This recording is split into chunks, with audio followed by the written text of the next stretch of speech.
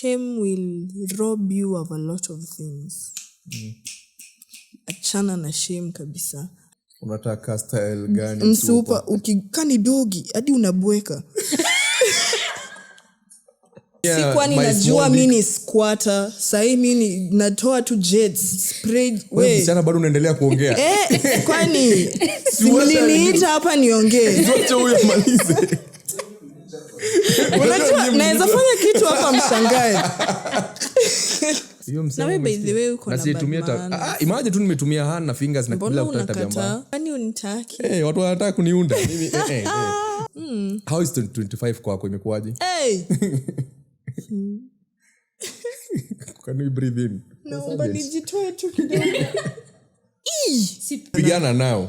Sijai pigana ever in my life. This was my first fight ever. Nilitandikwa. Kupigana. Unadhani ati sasa jumini mrefu niko na advantage? Kucha? Zilienda home kama zimevunjika, hata sina nail plate. Wewe unaona unaniingiza kona mbaya. Mimi nimesema I need my lawyer. Thank you.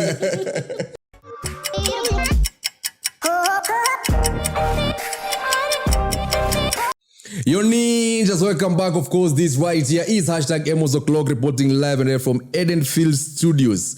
And this is the studio that will be recording the whole of season 7. And I believe this is the last episode that you are doing this beautiful, amazing, reckless, weird year 2025. Ladies and gentlemen, I go by the name Emos Njoroge. And this beautiful night, morning, evening, depending where you're watching this and what time you're watching this from, ladies and gentlemen, we've got a beautiful, amazing, unapologetic woman or lady.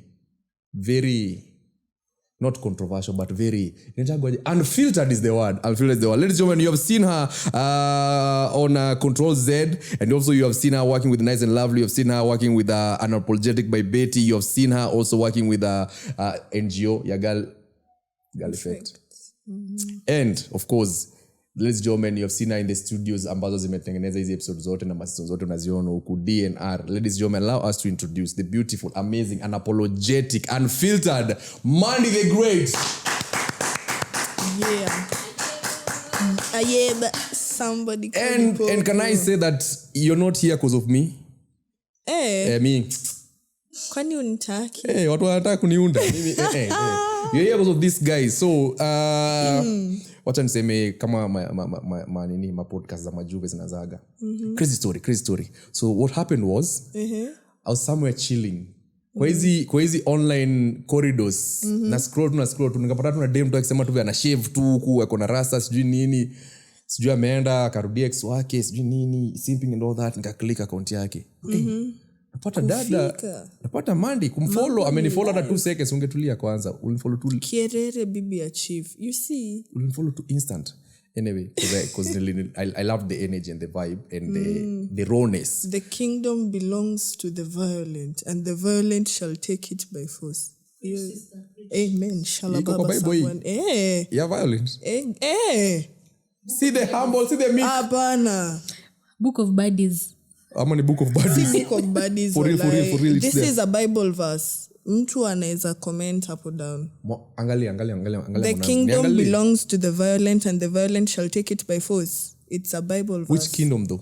See, the kingdom of God. Kwa ni kingdom gani? Unajua ni kingdom labda mko kwa Lucifer huko Zayuni. Lucifer pia si yeye anatambua ni by violence. Ndio maana anachachisha.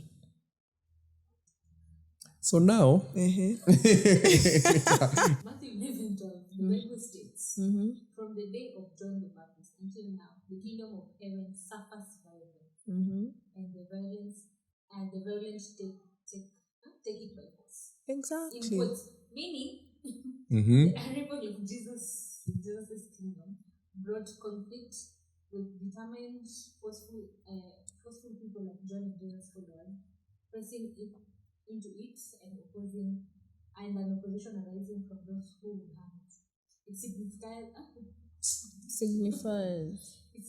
a time of intense spiritual struggle, urgent active engagement to enter the kingdom, not passivity. Passivity, my brother. Unaweza just pick up from so passivity nilikuwa nazo hata juzi. Passivity nani? Kwa nimekuwa na hizo vitu.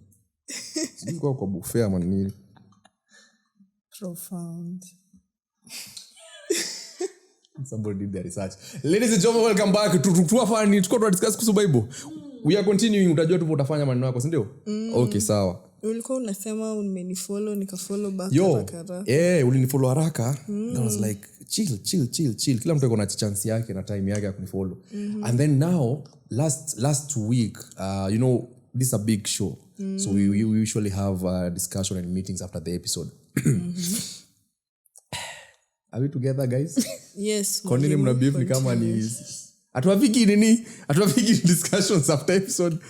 So now tuko tumekiri tu chini tu, I mentor these guys because ni wadogo wangu. So ile tu wakiwa kwa mentorship program yangu, then they were like, "Hey, by the way, unajua Mandy the Great?" I'm like, say no more, guys. Namjua. And then they were like, wananiogopa. So wataka kuniambia straight. Like, udem kuna vibe poa, kuna energy fiti.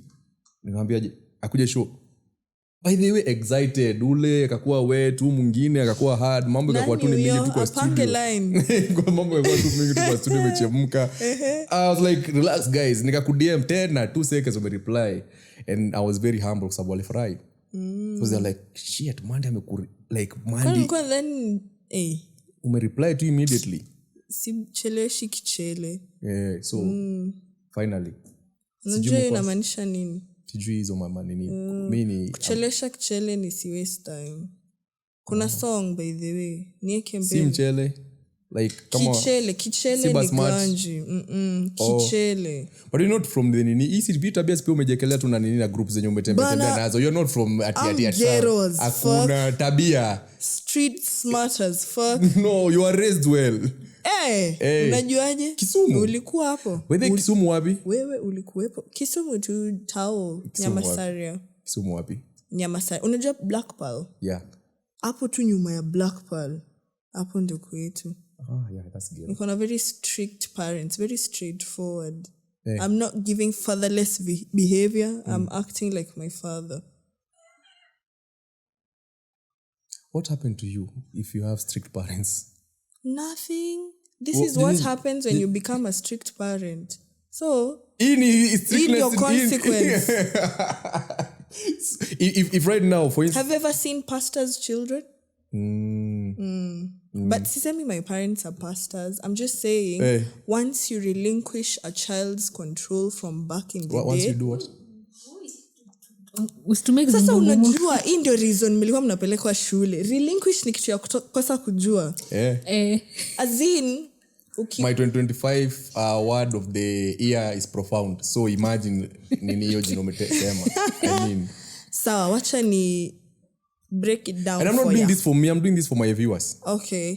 As in ukiwa very controlling to your children from wakiwa wadogo.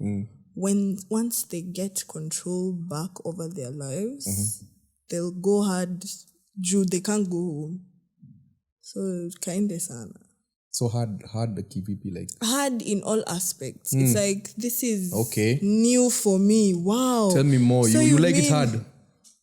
Who doesn't? Kwani you like it soft? I'm Njoroge. So yeah, I do like it hard. Nini yo? Kila kitu.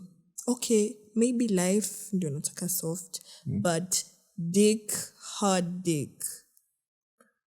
18 and above. As I was saying. As you were saying. Sips water. So now, you're telling me, hii shida yote inakuja sababu ya how you are raised. Si shida. Are you going to blame your parents for being strict? I'm a grown-ass woman. I can't blame my parents. Is it maybe let's say is it a rebellious thing? I am acknowledging that them doing that fucked up with my psyche in a bit. Because whole essence ya mtu kuturn out a certain way ni usually like how you were brought up. Ndio maana ukienda therapy wanakuuliza how was your childhood? Most traumatic things that happened to you, how old were you? They say actually everyone is an enemy of their childhood trauma. Exactly. A result of their how childhood you respond to danger, stimuli, ni venye ulilelewa. Nini ili happen your time. So kama everything of yours was being dictated, as soon as you get a way to be free. So no wonder mnakuja Nairobi to be free. Amkuja Nairobi hata kusoma.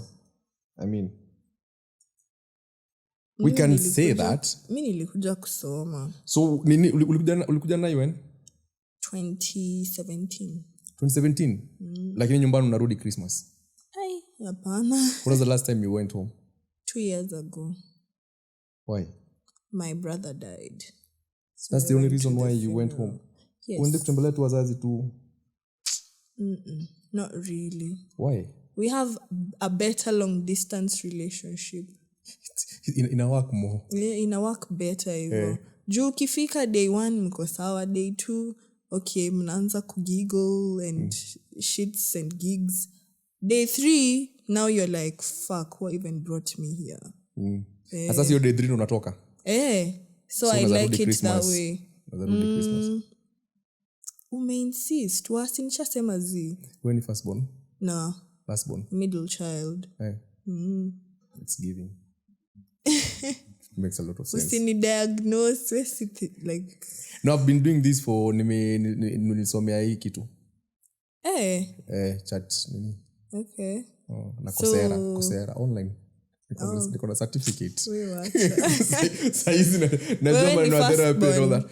Yeah, firstborn, and my brother tumewachania 24 years. Ooh. Yeah, my mom. I mean, I don't know what she was doing all this time. So you were an only child for a very long time? Not really, I was brought up by my grandmother. So dynamics ya only child. Haingenikubalisha nikuwe only child. Hata sikuwa napewa attention kiwa mdogo. It gives. Sasa napewa attention nakasirika. Yeah. Sasa tunaona ungekuwa unapewa attention your time ungekuwa unaweza handle. Sasa inanisumbua. Exactly. Yeah, but that is overwhelming. Yeah. Kwanza DM. Imejaa. Wamama wanataka a taste of you. Sasa wewe ndo unasema ni wamama. Oh, guy. Si wamama ni wote. I don't know, Sherry ni wakina nani kwa DM yangu kwani? Wababa. No, vijana wadogo tu. People want to insert things up your ass? Not really. The weirdest thing they want me to insert. Okay. So wewe see. Which one is scary? You doing the bending. That's scary. That's scary. Yeah. Them doing the bending is okay. Because you're the one fucking. That's okay. But you are the one who's taking the fucks. Yo. Utatuambia nini ati mimi mwanaume wapi sangapi? Okay, I mean, I have nothing against them. I'm just saying. Let the record stage. Why is it that right now, and this is based on the conversation that I've seen online about Laura Mbada and Natalie. Yeah. Like, is it that bad? Freedom of expression, is it that bad? Yani kuna malutarab to watu on the wrong way tunaiko ni kitu kubwa. Why do people feel the need of explaining themselves about the LGBTQ community? Because when you get a platform like this, how you talk really matters. Because you're just not talking, you're influencing someone's mind and what they think. Like unaweza shape a whole, like kama wewe umesema wamama wako kwa DMs wa baba, those people, they watch your stuff for a reason. They actually want to hear what you're saying. Alafu wewe unakuja tu una talk out your neck, verbal diarrhea, ujui kitu unasema. No. Na unaweza kukijua kitu unasema, but they don't stand with what you believes and all that. When it comes to that, be accountable. Sema nilisema. Say it with your chest. But were they fired though? Who? Wamepewa break. For what? For having... Sababu walikuwa naongea kuhusu ile dema na hug meeting. Imagine that was the only conversation. Have you seen that online? That was the conversation that they made. But I don't know, my personal... And Laura being Laura, I mean, what were they expecting? No. You know? I'm telling you, I did journalism in campus. And now I'm Same pursuing here, master's in marketing. It is very important if you're... exactly. Jina kubwa. You know, act like you know. Sasa... Even if you don't know, just act. Exactly. Sasa, watu huwa wana trivialize how much power kuongea iko nayo.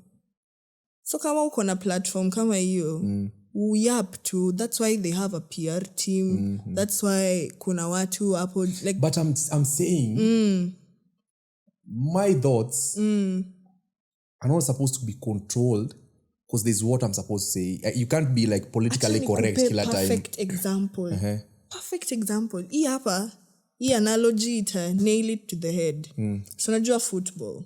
Kwanza wewe ni wa team gani? Hebu tuanzie hapo. Customer maisha yako tunaendelea vizuri. Arsenal. Na nilijua tu. Hii ligi ni yetu though. Sasa. Sini season ama ni gani sini? Tulisema kama si Sai mko number 1 kila mahali. When wa Chelsea? Behave yourself. Sasa mwanaume mgani ana support Chelsea? Football. Si kuna 11 players, kuna the other team. Rules ni usishike ball na mkono. Wewe zitokea tu huko watu wamekuwa kicheza daily hapa wanacheza na mguu ati wewe unataka kushika na mkono ati juu freedom of expression. I'm trying to say at the end of the day there are rules. This is how it's done. So in as much as you're trying to be free, still play according to the rules. But because they're in a platform, angekuwa kwa podcast tu zetu ingeweza. Bado uwezi bonga tu jinga. Not everybody was okay with the lady hugging the tree. Yes. Kuna watu wengi wa kuelewa na kuna wale wenye pia wa kuelewa but because it's popular they were going and vibing with it. Kuna consequences. Unakumbuka kina Shafi wetu walienda tu talking out their neck. Sai wako ako tu bado sawa. Kina Joe Mfalme Joe Mfalme anapiga gig amejaza calendar. But scale yenye angekuwa sai kama hiyo stuff ingekuwa na consequences ingekuwa much larger. So what moral police nani hapa? It's not that they went against the constitution. Moral police. It's just don't take your platform for granted. And they were not taking their platform for granted. That's why they didn't understand kwa nini mtu ana hug miti. It's as simple as that. In as much as una understand kwa nini mtu ana hug mti, ukuji tu unasema like sasa wewe una hug mti, acha ujinga. Sema mimi sielewi mbona una hug miti, lakini wewe hug tu mti, hiyo ni mambo yako. Exactly. Same as for me in my house naenda ku hug miti tofauti. Exactly. Makes sense. Thank you. Kwa sababu mimi mind mti yangu ikiagiwa. Ati? Okay, ni ngumu kuagiwa kwa sababu Njoroge. Conversation in the place intellectual but clearly it's difficult. Just proceed. It's very intaculate. Intellectual. It's very intaculate. We ngoja ebu tu double back kwanza kwa hapo. history. Kuna kitu nataka kusema miti. No. Miti yake inahagiwa. Umekataa. Don't involve me. Don't want to be involved. No, I was just building on what Mandy is saying. That poleni guys. Mafans. Niza kwa pia ni deni wanaitisha. Anyway, you see, the unfortunate bit of anyone who has some form of audience is that you cannot just wake up and blabber. Exactly. You cannot just sit somewhere and say anything, whether it's on mainstream. You don't have that privilege anymore. And that's the perks that come with it. Yeah, so as much as there's freedom of expression, we are not convincing you. We are telling Emos, you see from where you see it. Jimmy Fallon ama Jimmy Fallon and all that because he just said something about something. Nimekumbuka. Oh my God, thank you. You remember Young Philly? Young Philly wa ile squad ya kina Nila Rose ako wapi?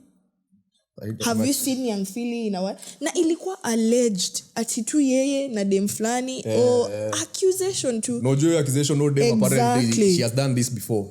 Thank you. Sisi tulitaka kujua you've done this before sijui ni. No, as long as you have a platform, you gotta move like you do. And that's it. This is a curse. This platform that we have is not a good thing. That's what we're saying. For any form of greatness, there has to be a curse to it. So kama wewe will choose the life of the mic, then you got to. And it comes with a lot of responsibility. Exactly. Hii microphone ndio ukomandia exactly. Sasa wewe si uli choose back. Kwani ni one sided relationship. Unaona venye Moses alikuwa anakataa. Ule Jona akaingia baa kwa samaki. Kuzitusamwe ni Kisumu ya. Akaenda Nineve sijui nini. Huko Malkota alienda huko mpaka Amsterdam. Bado si alifika. Akafosiwa yani kwa sababu it's a calling ya. But I still feel like si kusupport conversation inamaanisha pia tunajinyamazisha, tunajimute pia. So now what you're saying, the conversation that you're talking about, ama the conversation that una air is based on also kuna mtu ana decide what you're going to say on air. It's not about deciding, Emos. Even if you're going to disagree with the other person, how are you disagreeing? Because there's also some amount of intelligence. No, that is controlling me. That is not control Z, man. Sasa tembea ndethe bas kama unataka tusiku control. Sasa unaona uwezi exactly. Pia uwezi bonga tu ufala juu uko na mic. So unasema Laura na Natalia waliongea ufala. Wewe unaona unaniingiza kona mbaya. Mimi nimesema I need my lawyer. Thank you. all I'm saying is I need my lawyer. Yeah. But yo, me, I'm all about freedom of expression sana. But pia, I'm not saying that you want to bully watu and all that. But I'm just saying it's kind of unfair that you can't just express yourself when you want to express yourself, because apparently there are people who are in charge of how you're supposed to express yourself. It doesn't make sense. Gatekeepers. I do understand that this platform is powerful. No matter how many people will watch you and all that. I do understand that you shape a conversation, shape a culture by just having this microphone. But at the end of the day, I still feel like you should let me be, because there's my way of viewing things. There's my angle of viewing things. And me I prefer, this Emos Oclock, it's never that serious. Me I prefer to get the jokes out of anything. Yeah. You get? Yani mi na angle yangu tu naona like something funny about everything.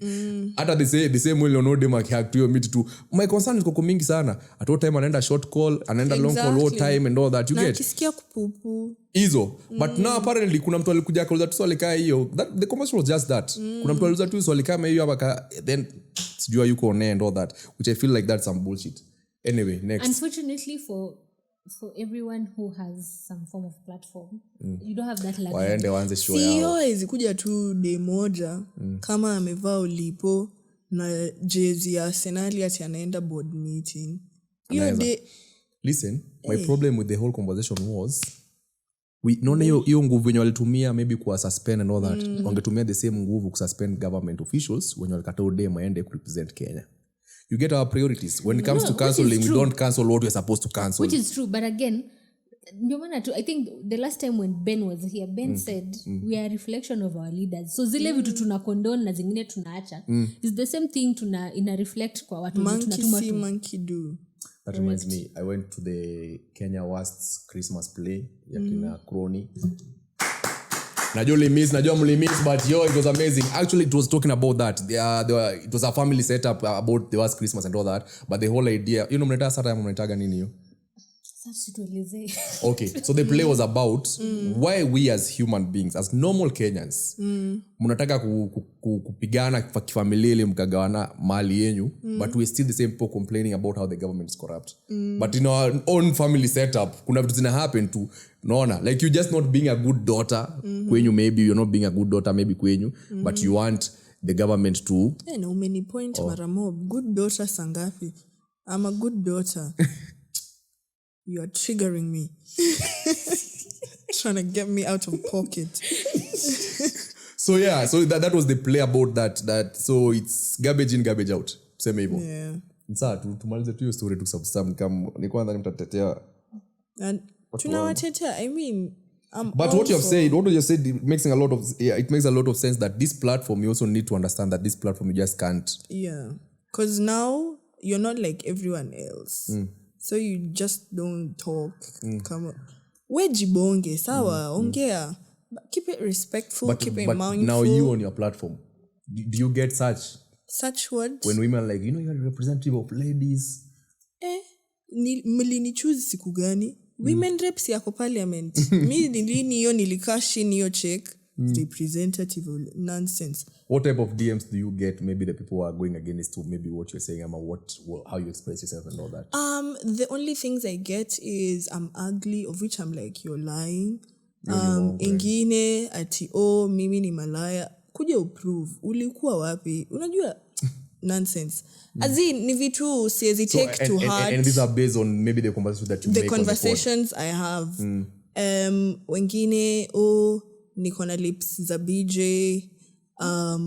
ninakaa fuckable, blah blah blah. It's just very sexual oriented. And then when someone gets mad, they're like, I'm misleading other women, blah, blah, blah. Do you get now that? Yes. Kitambo nikianza, it wasn't as bad. Then with time, kuna hizo comments. Then in the same scale, on the other side of the spectrum, there are women who come up to me and they're like, oh my God, I love your confidence. I wish I was able to say the things you're saying. And sometimes you just put it the way it is. As in you can mean experience to the T.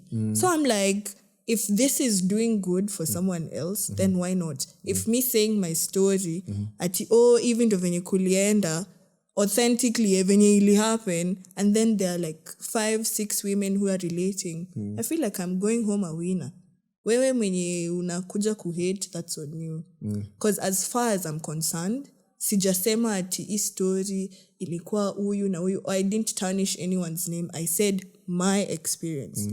Hii ndo kitu ili happen. Nilienda club, nini, this is what happened. Sijakuja kusema, by the way yule dem nimekuja kusema story yangu nikiwa campus, hizi ndo vitu zili happen. Sahi mali niko hapa.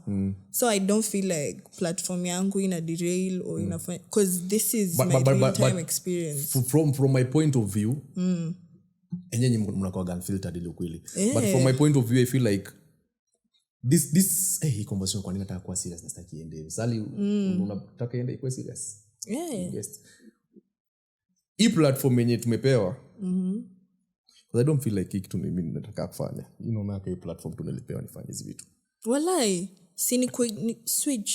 Mimi nikuje nifanye basi. Like I always feel like you can confirm from like kitu tumefanya on and off. This which year like on and off. So this year I was like, you know what, stop running from it. Yeah. Because what I've been afraid of, nimeanza kushare my fears. What I've been afraid I have that kwa hii podcasts ama every time I'm recording, every time wacha wenye unaonyesha tension yako wewe live, mimi si hata wajua gisa ndo nasikia niko na kwa na tensigi. I'm always like I'm one word to be cancelled, one word to be najuaga. Every time I'm on this mic I'm like, I know my views, lakini najuaga tu I'm this one word to change perspective ya kila kitu about me, just because I'm expressing myself. That's when naogopaga sana story ya podcast and all that. But every time I'm doing it and then I see the feedback, you're like, yeah, this is actually there's a reason why I'm doing this. Yeah. But najuaga tu. That's why I work so hard behind the scene. That he is mojipa. He hata kujipa. I'm just like, this is just me. This is just me on a normal day. But nasemaga, every time I work hard, and I make sure the jobs and the works that me ufanya behind the scene sustainable. These are online. Sisi ziko kwa public.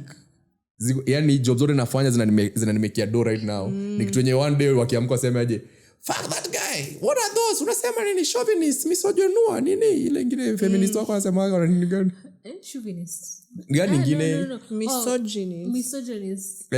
Hizo kwa podcast ish. Emos Oclock to be not as much. Are you misogynistic? Hata sijui namaanisha nini. Do you believe women should like to co-equal with men? Of course not. Exactly. According to the scripture. That's being hiyo jina. Unajua kuna vitu ngapi according to the scripture ufuatili? No, according to the scriptures. Tumefollow ya violence saizi. Yeah. We're going to take the kingdom by kwanza kutoka leo. Hatujafollow, hata uko unajua iko kwa Bible. Kutoka leo sasa, ya violence everywhere. Mtu akiniambia kitu hata actually na print your shirt kesho. I'm here take it by force by fire. So you don't believe women It's not I don't believe. I know we are not equal. So you're better than us? I've not said that. Najua we are not equal. So who's... I feel like women go through a lot. Jibu swali. To be a woman, deflecting. Someone who has a mother. Deflecting. Someone who has a grandmother. Jibu swali. Just to remove. I feel like women go through a lot, so we can't be equal. With the pressure and everything that you guys go through, we can't be equal. And I feel like men should be there for women to protect them from enemies. You a simple question. Si nimejibu.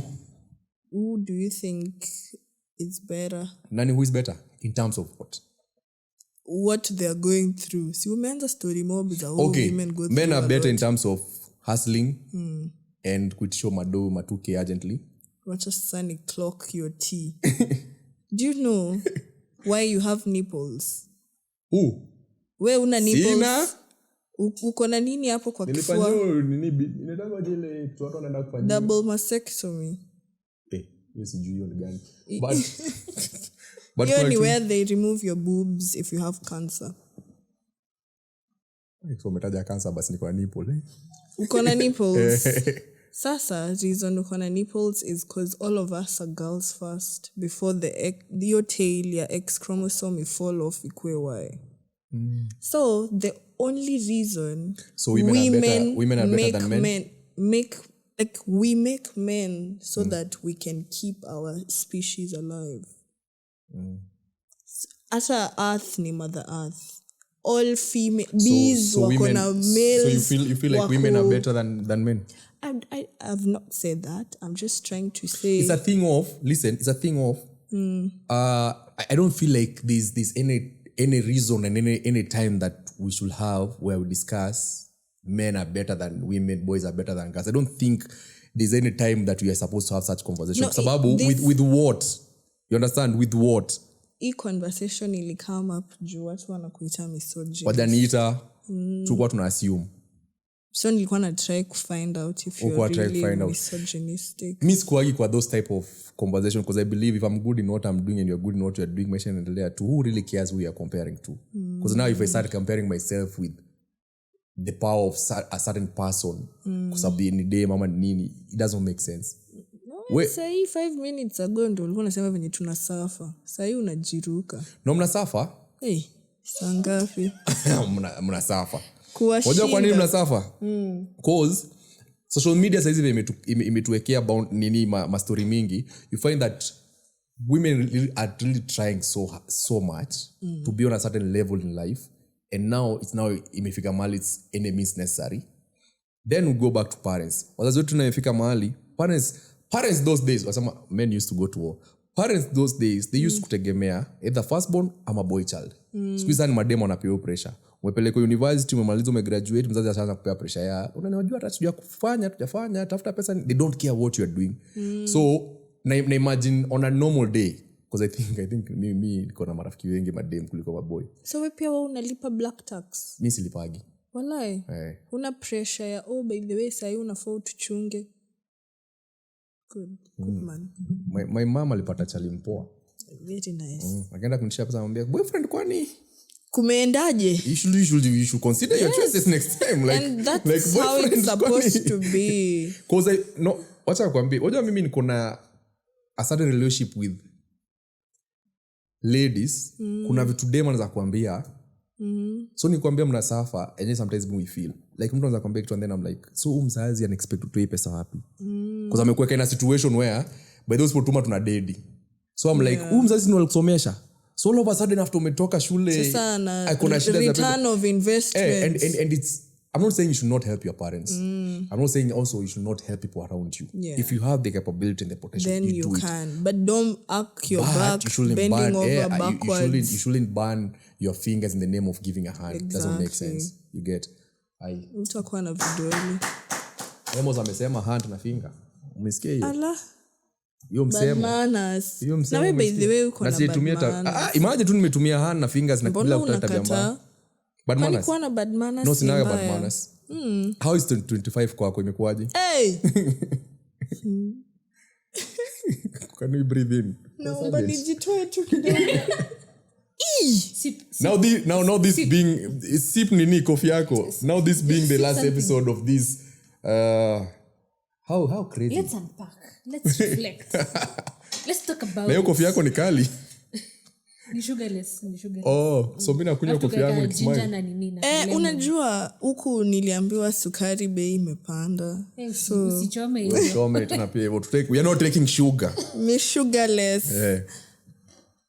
This year. Hata sijui nianzie wapi. Unajua ile meme ya there's this guy anafunga macho haraka alafu anafungua.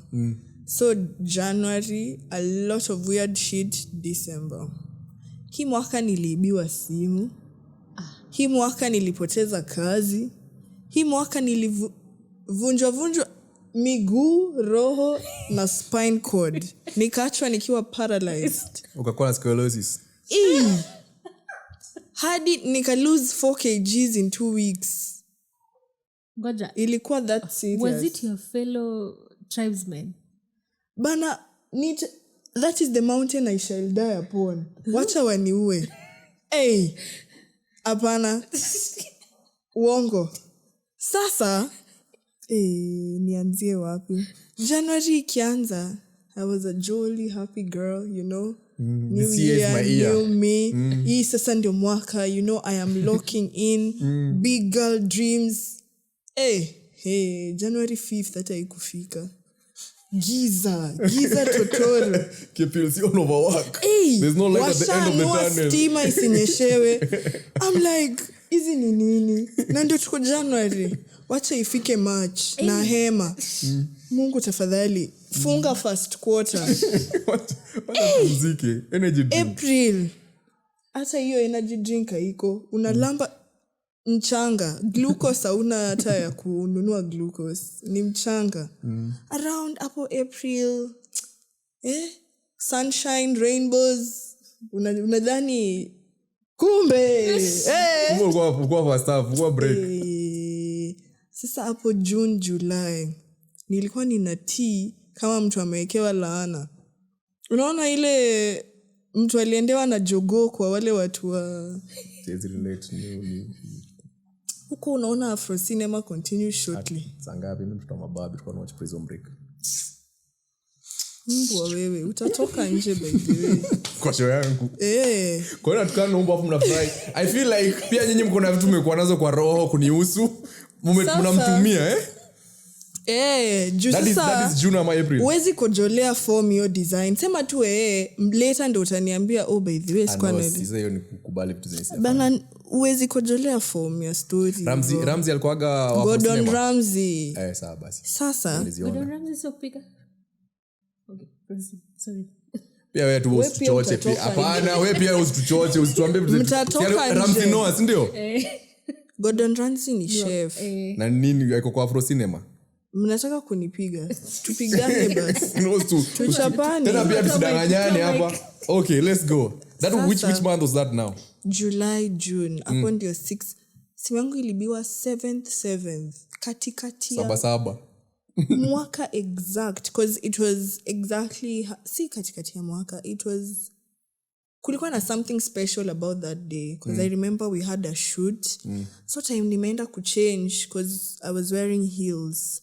Nivae sasa papa. Tuende sasa happy hour nini show imeisha. Tunapiga story kwa Lu. Tukifika lift.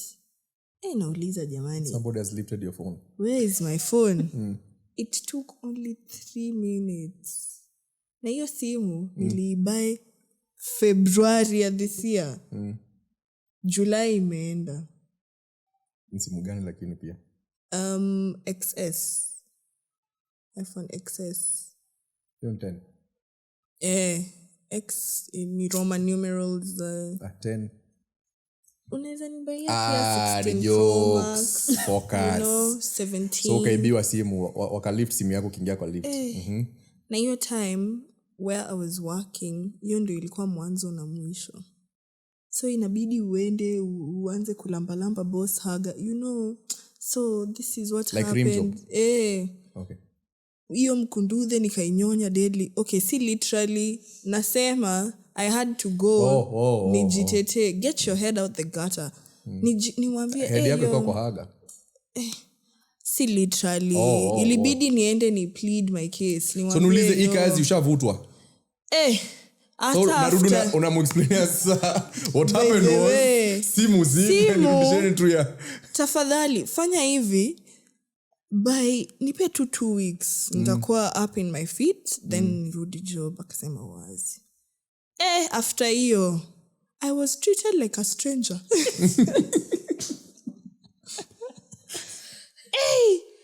Anyway, I was seeing this person at that time as well.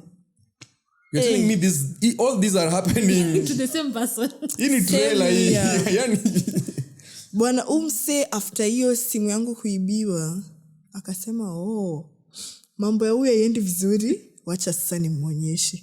Akakuwa excited. Games kit ikavalishwa. Nakwambia nilipigwa karata. We una breathe hivi ting ting, anapigiwa simu saa 8 usiku. Nani anakupigia? Ni beshte yangu tuna work na yeye. Shali, una work na Shali anapiga saa 8. Kwani sina akili?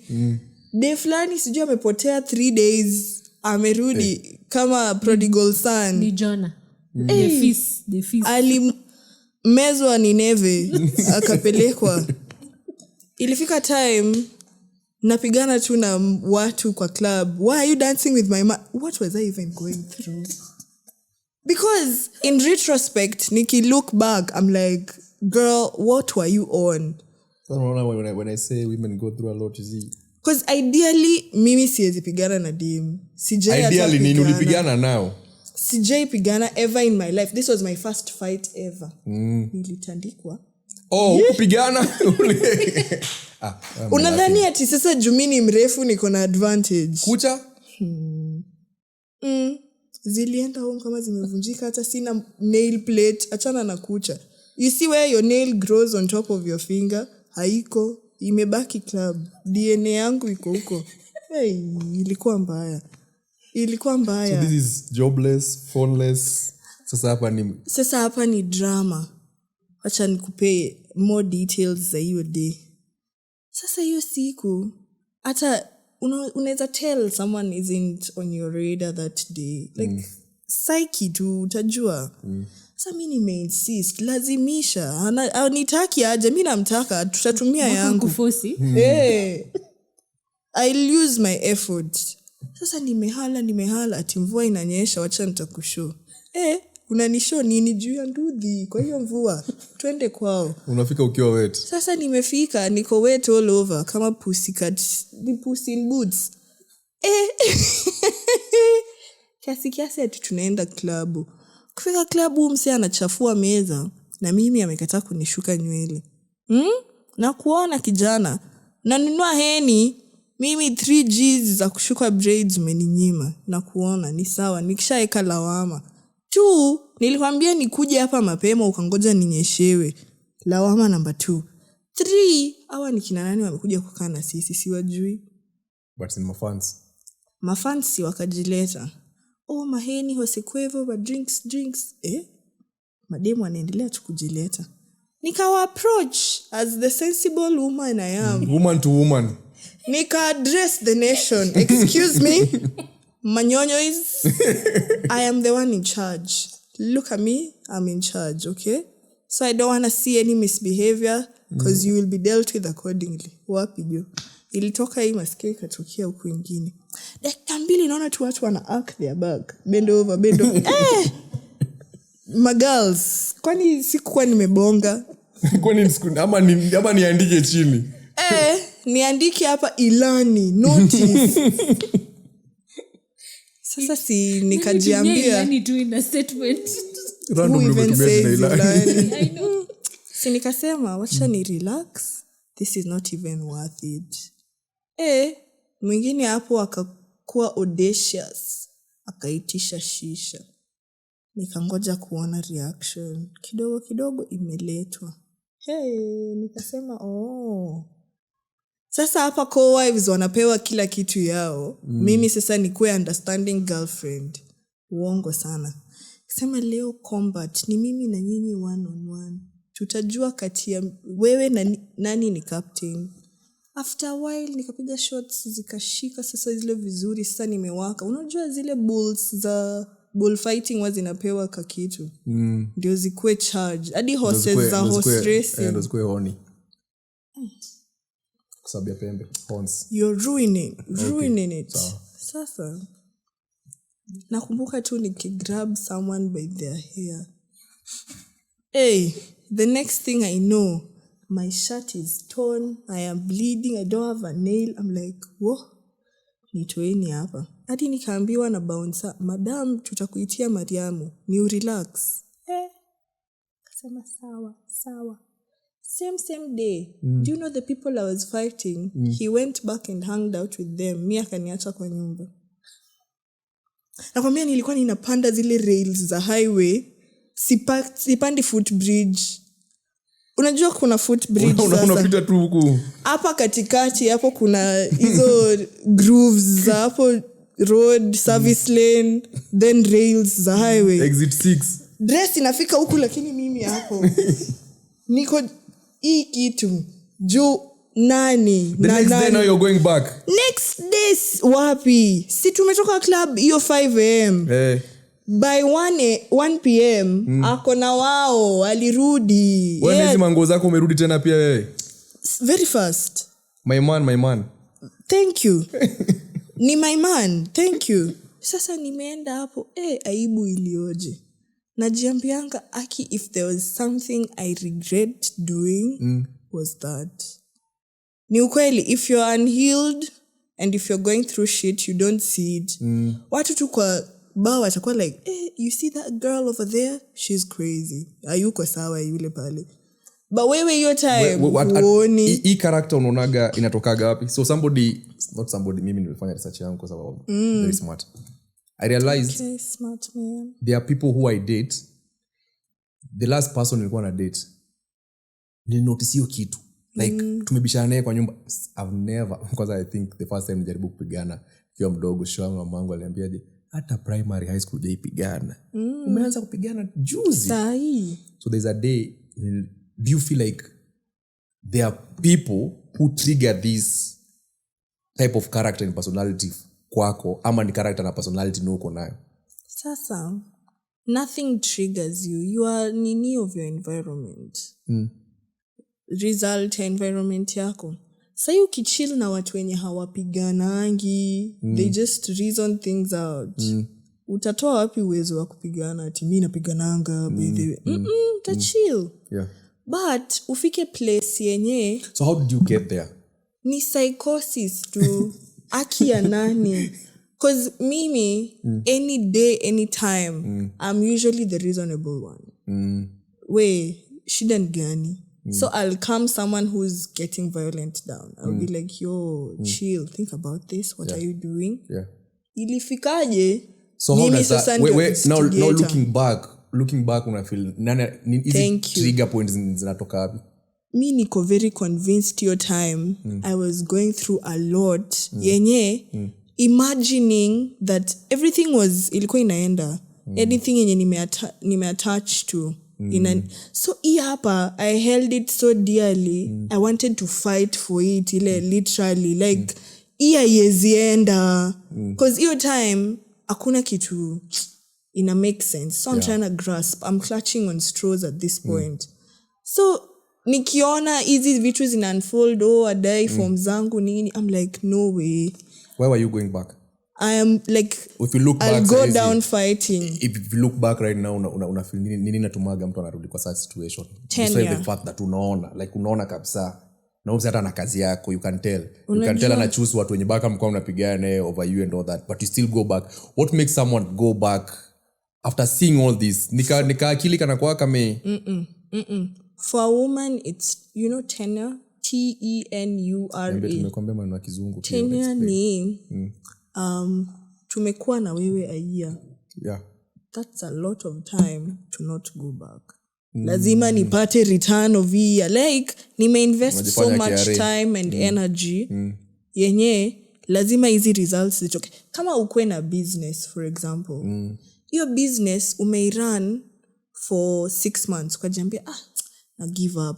Hii stuff na nini. Then 7th month Kichelee ianze kuingia. 8th month alafu 9 ikauke. Utajiambia siwezi give up saa hii. Wacha tufike 10. Exactly. It's the tenure. Nimesha invest this much. Imefika hapa. I know. When a woman says I'm invest kwa relationship unamaanishaga nini? Bana kuma yangu imepigwa mileage. Unataka kunirelease nirudi huko kwa mbwa sana. Sasa nimekutrain from scratch how to eat my kitty out. Nianze tena kutrain mtu mwingine. Sai ukiingia hapo 5 minutes imeisha. Kuna mtu sasa tuanze. Si hapo. Stop. No, I've invested. 2. are you seeing me? Kuna someone out here who's dying for my matter. Mi nimeamua ni wewe, alafu unanionyesha venye mi ni fala. Mbwa sana, lazima nitaforce. Emos, today you've met your match. So let me ask. So investment, okay. Tatulize huyu labda huyu akona money ni huyu atajiexpress sana. Huyu ni filtered. Filtered, when you say you have invested in a relationship and you don't want to quit, what is investment gani mnasema invest? I think it's time and energy first. Time and energy. And in this energy ni vitu mingi. Nini kukulana ndo mnaita investment. Kwani mimi sikuwa natumia kwani najua mimi ni squatter. Sasa mimi natoa tu jets spray. Wewe msichana bado unaendelea kuongea. Kwani simliniita hapa niongee. Zote huyo malize. Unajua naweza fanya kitu hapa mshangae. Yo time, okay time na kukulana. The whole essence ya relationship ni tukulali na one person exclusively. Yeah. Otherwise sinikwe single. But also from the women's side, aside from just the physicality, there's also emotions, which for us is way deeper than the men. But now it's not working. And you can see sina kazi yako. No, nani huyo rule out it's not working. Wei, wako si tunaweza hotspot yangu. Ati umechoka. We lala, kunywa energy drink. Kesho tuongee. Acha hizo story. What's naleta mastori mingi kwa relationship this and all theory, that. I don't know inaitwa aje, but where like you've stayed with a person or someone for so long that you feel it's rather uvumilie whatever is happening than letting them go. So you rather be better the devil you know. That's some bullshit. Listen, I've looked at my relationship. But I don't think you go to it with emotions. Listen, tulia, unajua stories zangu mingi sana sasa unaniambia nini. Huyu anataka kusupport tu na ananijua tu. Anajua. Mimi nimekuwa kwa relationship ya 5 years, then katoka hapo nikaenda kwa 2 years. But we notice zimekuwa zikidecrease. Exactly. Now hiyo ndo moral of the story. Because now I've realized I entertain a lot of bullshit in the name of it has to work. You see, that's also some of your effort and energy. So when you're stepping out, madam tulieni, don't gang up. Na iya nindo batu natafuta microphone anisaidia hapo. Hapo nalemewa. So I've realized and I'm proud of the person that I'm becoming these days. Because nimekuja kurealize toxic, yeah. If I'm going to be toxic to be selfish, I choose me every time and every day. I won't be in a relationship in the name of na hold on to hope. Even naona ni ujinga. Squeeze kwanza nakaa hivi na entertain and then I'm like I'm not a squeeze me sim to give it time. No one is perfect. Look at the positive side. Nearly bullshit. Good. Like I'm the one nimekuchoose. So at least this is the time that nime choose mtu. So I'm going to choose some bullshit because our relationship is not easy. So I'm going to put myself into a relationship na mentality ya unajua relationship si easy. So I'm going to entertain some bullshit kwa sababu you gotta figure it out. You got to figure out why are we figuring out shit? If it's not working, it's not working. Yeah. And you remember what Nicole said on the other episode? Don't be afraid to start over. Fear is a commodity. Wado kunaoka shida kaa unaona kabisa hiyo work nini. Me I have people who and that's Stockholm syndrome. Ni Mungu tu amenisaidia hii episode kusoma marafiki zangu siku hizo wameanza kunitoka wananiambia kidogo wewe tunaweza kupea stories zetu ndio discuss kwa episode. Siku hizo baka marafiki zangu wana hang out na mimi zile za So we don't trust. Tunataka kuambia kitu lakini inafika kwa episode na my friend said na anajua tu let's call her ex but mekana marafiki zangu and the last conversation I had with someone in his care udem aliniambia literally I in a relationship where she thinks about someone else for her to come. That's nice. Yeah. And then I'm like, why are you in this relationship again? And anakwambia he's not my favorite. He's not the best at nini. Yeah. So why are you in this? You see, self-sabotage. Exactly. For what purpose? Ati kwa sababu people will say you are single ama for like the other day niko kwa mahali meeting man na wazazi fulani. Mzazi ananiangalia vizuri sana huyu kijana na ako na effort, ametulia nini. And then akauliza tu dota yake. Na kwa nini emosanaga mtu? So that pressure right there. Yeah. Mimi simekwambia si entertain bullshit anymore. Na echo chenye huyo mama aliuliza. Because now I've got to that point. To that point where I'm like we literally entertain a lot of bullshit. just entertain in the toxic people, name tuna of- entertain manipulative people, tuna entertain kwanza hawa wasichana wanasemaga wameokoka. Siku hizi sasa mimi siogopi. Zamani nilikuwa naogopa wasichana weupe na tattoo. Siku hizi unaanza niambia tu, you know, God has been uongo mbaya. Blood of Jesus. Na kama at this point ni kama mna trauma bond. Kuna chenye umepitia alafu kuna no, but it's true. You see me saki mtu mwenyewe I take responsibility. Hey, that's my problem. Kai Jehovah. Lazima niseme. What were they doing to us, by the way? Not to us, jeke peke yako. I need to go and unpack whatever happened in that high school. Because, hey, Mungu nisaidie. I'm telling you, it was very religious. Hadi hamski gospel kwa like hamski secular music kwa shule. Mnasikia tu gospel. Was it a sister school? No, it was a French school. Lugulu girls. You know Lugulu I've girls? heard stories about them. Where? Sasa, me when I was in it, I was just like, yes, Lord, you know? Unaokoka kila Sunday service. Then you leave and you're like, wait a minute. What was that? You can't be having 15-year-olds, 14-year-olds doing that. Wait. I feel like that's a very dangerous bubble to have children in, especially teenagers. Let children learn God for themselves. Don't push God down their throats. Because then they will accept it, but perception yako. This is who God is. This is how you should know him. This is what he's about.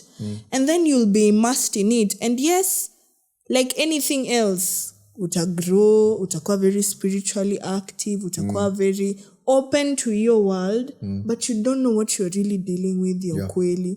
So you can't protect yourself accordingly. Iyo naivety, oh my God. Ukisha mix naivety na innocence,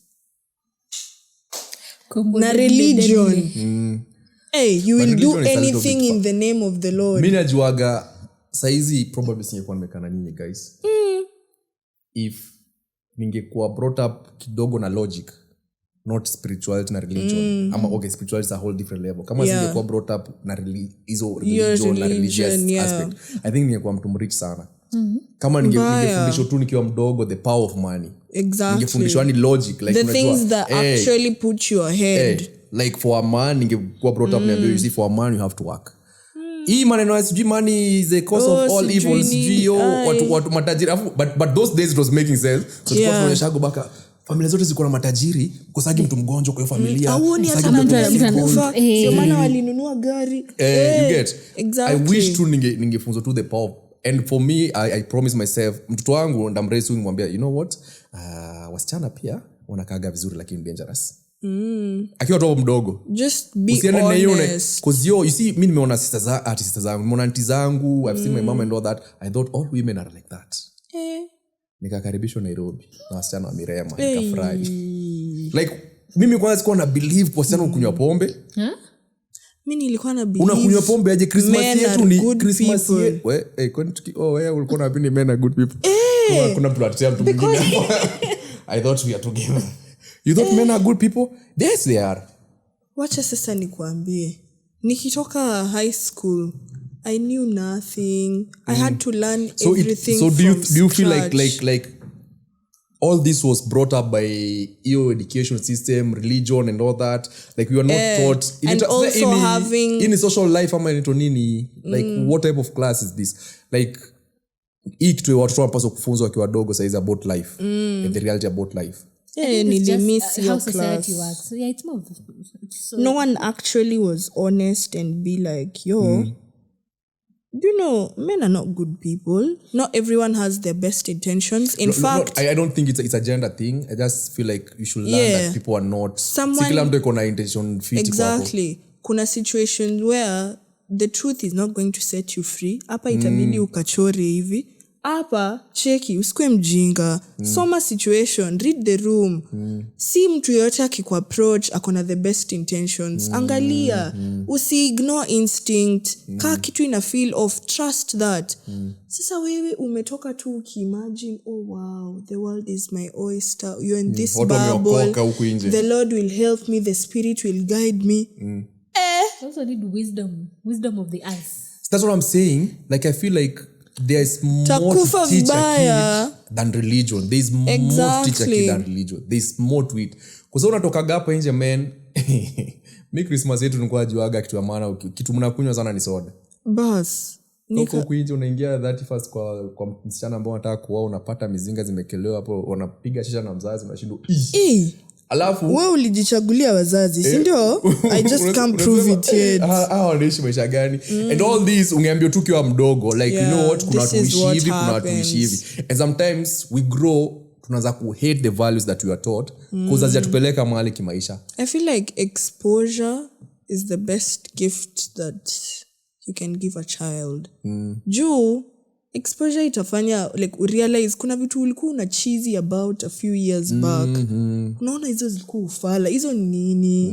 What was I really yearning for those things? Then you get to a certain point, you have a few experiences and you're like, damn, my perspective has really changed. What do you like in terms of now, let's talk about now women. Like ni unaona madem go through sana, ama ni una feel like madem wataka kusema sana that men don't know, especially maybe from your pod, una feel like ladies come with this topic now and then, but men don't know, especially men relationships, wajuagi something about women. Ni una feel like top 3 of the things that, you know, men think they're the only ones who can have casual sex. Ati sasa it's normalized in society. Aisi mini mwanaume. I also want to have sex, and not just with you. I want to experience exactly. You see how your eyebrows zinakuwaga hivyo kwa sababu ya nini? Zimekuwa hivyo tangu tuanze ama saa hii ndio umefaro your eyebrows. Wacha nirudishe chini. So sex is not just for men. I too want to have fun. Mi pia nataka ku explore my sexual life because it's a life in itself. And people who like wamefika that level, you can grow sexually. You can explore sexually. Unaweza fika level. But why in relationship don't want to explore? Want to explore in relationship yao. Mi yangu na explore. Wewe ukiwa kwa relationship yako una explore ama saizi uko kwa relationship nyingine tena? Nita lose my train of thoughts. Okay, endelea basi. Nilikuwa nasema pia ladies want to have casual sex. No, yeah, they also want to normalize umalaya saizi, that's what you're saying. Endelea. But is it not the same for men? Mimi nikiona huyu ananibamba. Wako wapi sai? Wahenga. Salima na sex ameamuka.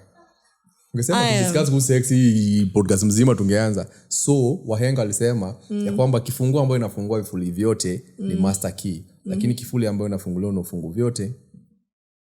Sasa unaona hiyo ndio. You asked me what people would like to know what women think. Man can know eyebrows. Exactly. So ini perception imekuwa shoved down our throats for a very long time. Ati it's men who are supposed to explore women. They're supposed to keep themselves, you know, marry someone. In fact, I don't want to get married. Why? I don't want to have kids. I want to be a bachelorette forever. Do my own thing, like I want to have my own things. Isikwe tied to ati niko nayo juu ya someone. I can't pet dogs. I'm a dragon, so I can't have dog energy around me. If you understand Chinese astrology, you'll get it. Hey, hapo ndio umetupoteza kabisa. Kuna so now we have this aura. That is a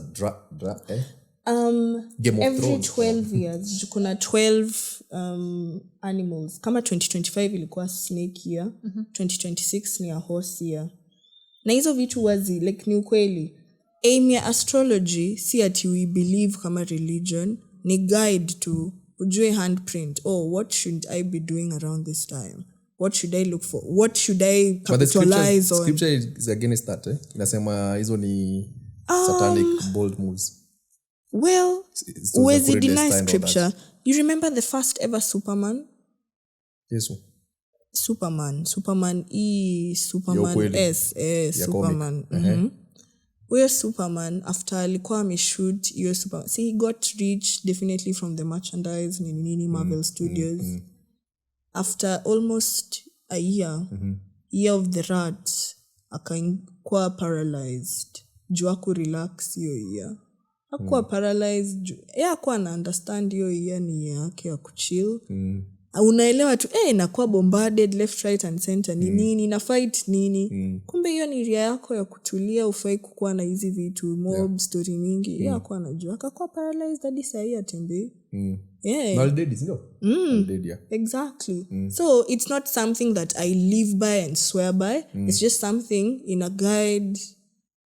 Kulikuwa na year I was sick 24/7. Kumbe my friend had a dog and me I can't fuck with dogs. I didn't know that. Hadi nikamiss my last exam ya campus.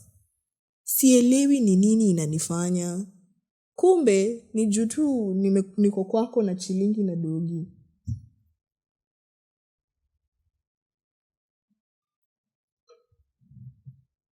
Sips tea. Anyway. Enjoy koke siku ya leo. Koke. Tulikuwa tunasema nini before tuseme? I was telling you I don't want to get married. Hizi vitu Monday ni vitu zenye unafanya research ama ni vitu like experience? Hizi ma stories za stars, alignments, and do you believe in those things? I do. Then you feel like life is just normal, just watu wanaishi tu. Unaona ukiwa hivyo ignorant, utatii. Walai. Ndio maana unafaa double into religion because it's not everything that's a lie. There has to be truth to it. Double as kidogo huku Taurus alignment sijui nini, the moon is in Scorpio angao. Unashindwa tu jamani, pesa ikuji, shida ni gani? Kumbe sijui Mars iko sijui wapi. So by 15th nitakuwa sawa. Una budget according to that. Una budget kwa kulingana na moon. Hapana, sisemi hivyo. As in sijui mbona una trivialize point yangu. Nasema as in sometimes they do work. So see ati you just go all in with your chest. No, just if things are not working out, look at it. Something might be amiss na ni kitu solvable. So ujiambie tu So it's a combination of both. Of spirituality, religion, stars aligning, na ile discerning spirit. Hiyo naye sijui. We don't believe in having a discerning spirit. Discerning spirit ya kudiscern ujue what's happening. I believe in that. Like discernment. Mimi pray for discernment more than anything. Yeah. In terms of why am I doing these podcasts? No, like is this the right thing I'm supposed to be doing? Is this the right but guess I'm supposed to? But you realize you're a person. You'll have phases where motivation haiko. Discipline over motivation. Exactly. Commitment haiko. Your time. And then kuna time uko a different era of your life. Because the things you used to like 10 years ago, some of them they fade off. So kujua niko hii era. Na usifight. Embodied. So sai squeezy napenda red nails. Eka red nails. Squeezy napenda nikiwa na natural. Usiogope kuninit faces. Kubali hii ndio mali niko. Don't run away from it. How spiritual are you, Sister Mary? Sister Mary imetoka wapi? Mary looks very spiritual. Right. Martha. So like spiritual in the sense of what I believe or what's your tuanzie hapa kwanza kwa Monday. What's your normal day routine? Normal day routine. I wake up at 5, go for a run. Jikute By 6 nimerudi, cook myself porridge, some music. And then ina depend. If I have somewhere to be that day, well and good. If I don't, kinduku lukiwake. Alafu sa tujue. Then do you control? But I'm a a staunch subscriber to Herb. I feel like ladies who do weed, they're not that neat and what do you mean? Tulia, ladies mademu wengi vuta bangi in some weird way they're not neat and what's the other word, Sally? Ikupanga vitu, not neat and kukua neat unajua ni nini? They're not neat, they're not clean, tidy. I feel like they have this what we call vibes and disconnected. Naona maneno mingi wasumbuagi watu but mademoto yanajua utapata tu kuna kitu iko tu off. I don't know, continue. So unapiga kindukulu. And then probably I like watching early in the day juu otherwise attention span yangu haiko that good. So you don't like washa candles unaanza kuomba kwa nyumba and all that ukiangalia star kazi imealign? I just pray when kumenuka. Hapo ndio sasa Jesus toka kwa box. Na mpepesa anatoa vumbi. Yesu kuja hivi. Siku mobjo imekuaje? Cheki ni hivi na hivi. Okolea jo. Ni mbaya. Wakati kamenuka. Ona normal flow. I appreciate, si hata ku appreciate. I feel like I exercise gratitude daily. Ni lifestyle. So day kuko sawa. Si ati nitaomba God thank you. I'll just be like wow. I once prayed for this. I'm here. As in ni mindset tu nitakuwa na lakini kakinuka. Hey, magoti chini. Shakata yala baba.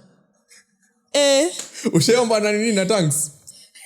Wewe unaomanga Kiingereza kakinuka? Kizungu iwezi kakinuka? Ati God please.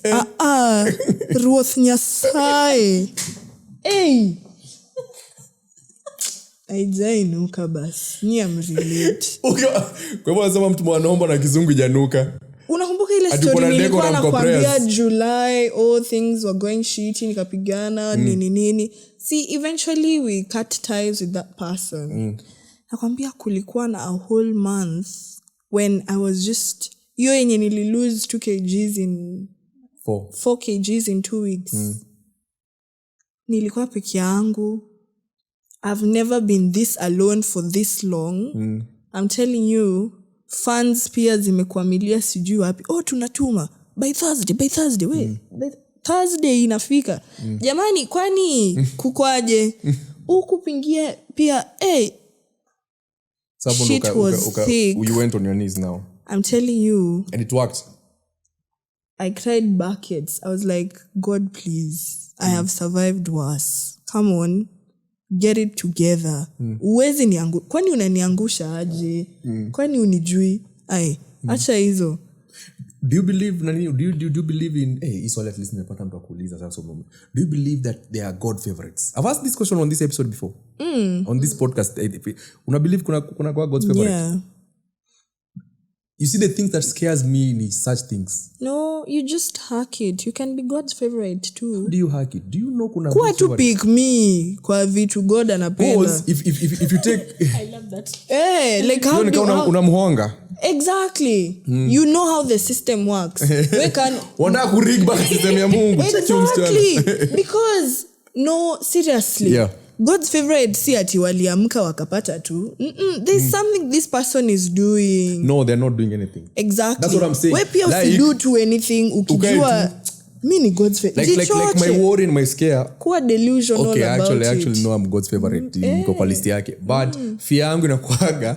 Ushaona wale wasi wenye wanakuaga tu mahali hata watafuta hii kazi. Kazi nawapata tu left right and center. Alafu unampigia simu anakuambia niliwacha. Sasa unafanya ni hakuna. Next week uko wapi? Nilipata job fulani. Afu kuna mtu amesoma. Akona the papers, akona the experience, ametafuta, ameanza entry level, mid level, amekwamia hapo mid level 8 years haisongi. Na kuna watu pia relationship hivyo.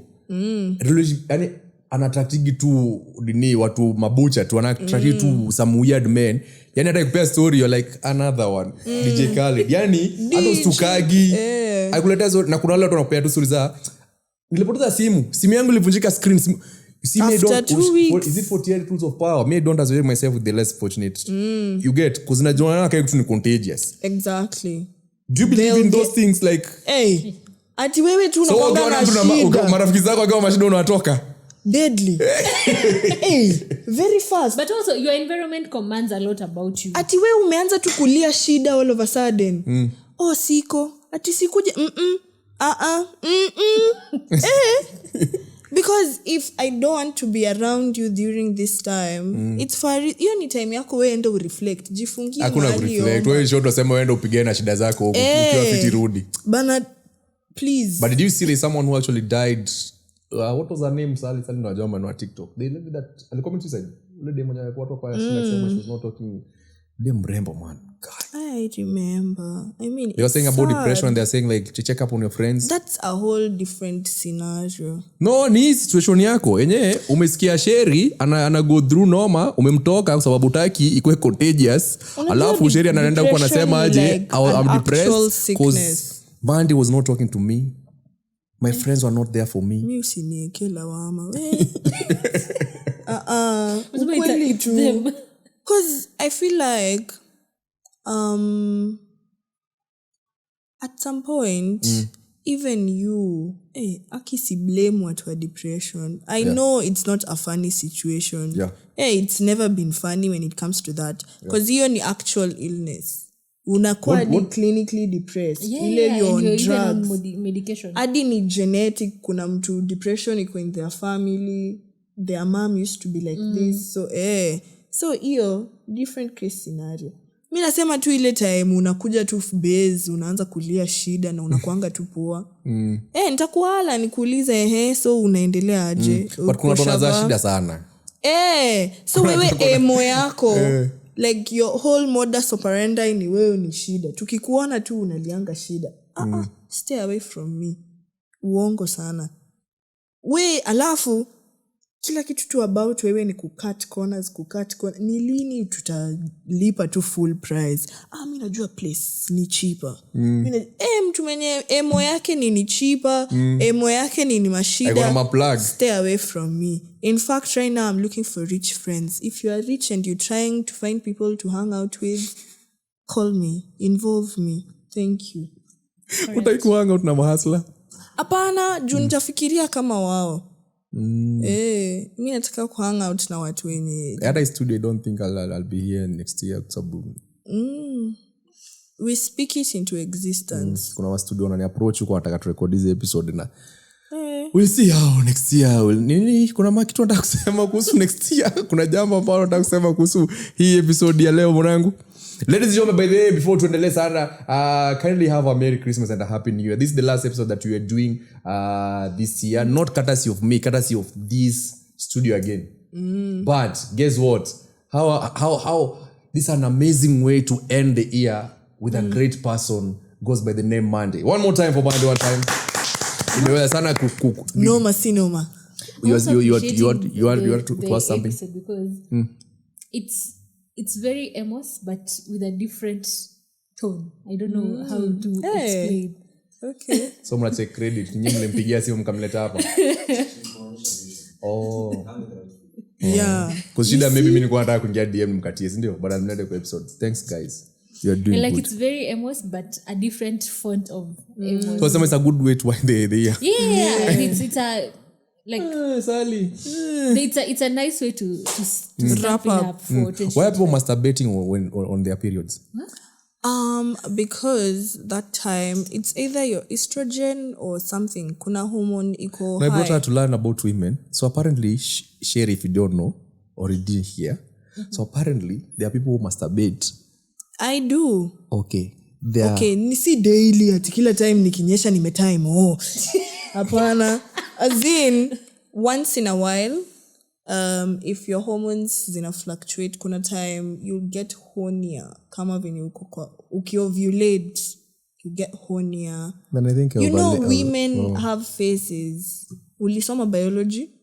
Yes, reproduction system. Follicular, phase, luteal phase, menstruation, ovulation. Male fundisho tu. Here it is. Here is where it is. Hii ndio kinembe. Sasa ukipanua hivi, ingiza hapo ndani. Mimi biology tu nilifundishwa here alafu left juu kidogo. Bas. So tapata twins. Hiyo fluctuation ya hormones kuna time you get hornier. Na hiyo time maybe hakuna Moses atapata the Red Sea, thy road, you get So you actually you can actually get fucked when you're on your P's. You've never had period sex, Emos? At your big age? Yes, I've never. With my big age and my big head. What are you saying? You have to try it at least once. Once I tried nilijipata niko kwa cult. Are you scared of blood? Nilidanganywa hivyo. Unaona hivyo unasema hivyo? This thing of trying out. You just have to demystify. Nikasema aje? Focus. Do it. Utagongewa. You have to try these things. Nikaangalia huku juu sitaki kuona. It's naturally wet and warmer during that time. I know. I've been there. And I found myself in a cult. In a cult? Kwa sababu Shumileta, mlikuwa chini ya bahari. Nilijipata ndani ya damu. That was blood covenant. No, it's They not. recover till to date. It's just blood. It's not just blood. Uterine walls Listen, are shading. we can make promise and pinky swear. Then lakini tunaweza katana hapo tushikanishe hivi. We are born by the blood. Kwani umekatika huko? Si unavaa kondiko ama Focus kumalizia story yangu. Unless you have cuts and bruises on your penile. I'm just saying member. it's not a good thing. Says who? Me. Or based on what? Based on kuingia kwa damu na hata damu ya Yesu Kristo jesha kwa mwili yangu. You're just scared of blood. Of course there's that pia. And it's very hitch your skirts up. It's very messy. How, like, you can have bathroom sex Worse. on her period? Unaona tu damu tu kutunga shindo ni nini huko?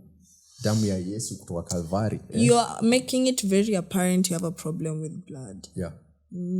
So I'm saying, na niliambiwa nahitaji kuwa diagnosed na OCD. So it just can't work for me. do you like tidy your things in a specific way? Oh, listen. We have easy. suffered. So you can imagine now. But I'm like that too, but that doesn't gross me out. Yeah. Okay, so now it's not a good thing. So masturbating apart. Si unaisongesha tu kando. Kwani iko hapo unaitumia? No. Utumika nini ya kura blackboard? Utumii kama duster, si duster. I'm just, hey, jamani. Utumika duster. Oh, you go part of the act. Si ati sasa the pad iko hapo, pia wewe uko hapo shweke. Unasikia hiyo sauti. As in, kwani, hey. Sauti, do you eat your lollipop with the wrapper on? Sauti gani mandi? Shweke? Shweke. Hiyo ni onomatopoeia. This like pata. Shweke. You know, ulisoma Kiingereza. Lakini shweke hapa. I'm very sure kunaweza kuwa sound nyingine. Shweke. Have you ever torn a pad in the bathroom? Oh, yeah. Hakuna mechanism yenye inaweza fanya hiyo kitu isikwe that loud. Imagine, unless it's the cotton wrapping, which is very rare. So the others is like just karatasi ya chocolate ama glucose. So Ama hizi biscuits are nice. So I used to feel so embarrassed about that, and then now I'm like, misi mzazi bwana. Hey. So it has this nylon. You've seen a pad before. So hiyo hapo chini hiyo material ni kama unakumbuka juala before tukue na uhuru bags, the jualas that were banned, they make that noise, so that's shweke. Okay. Yeah. So how often do you do this? Once per month?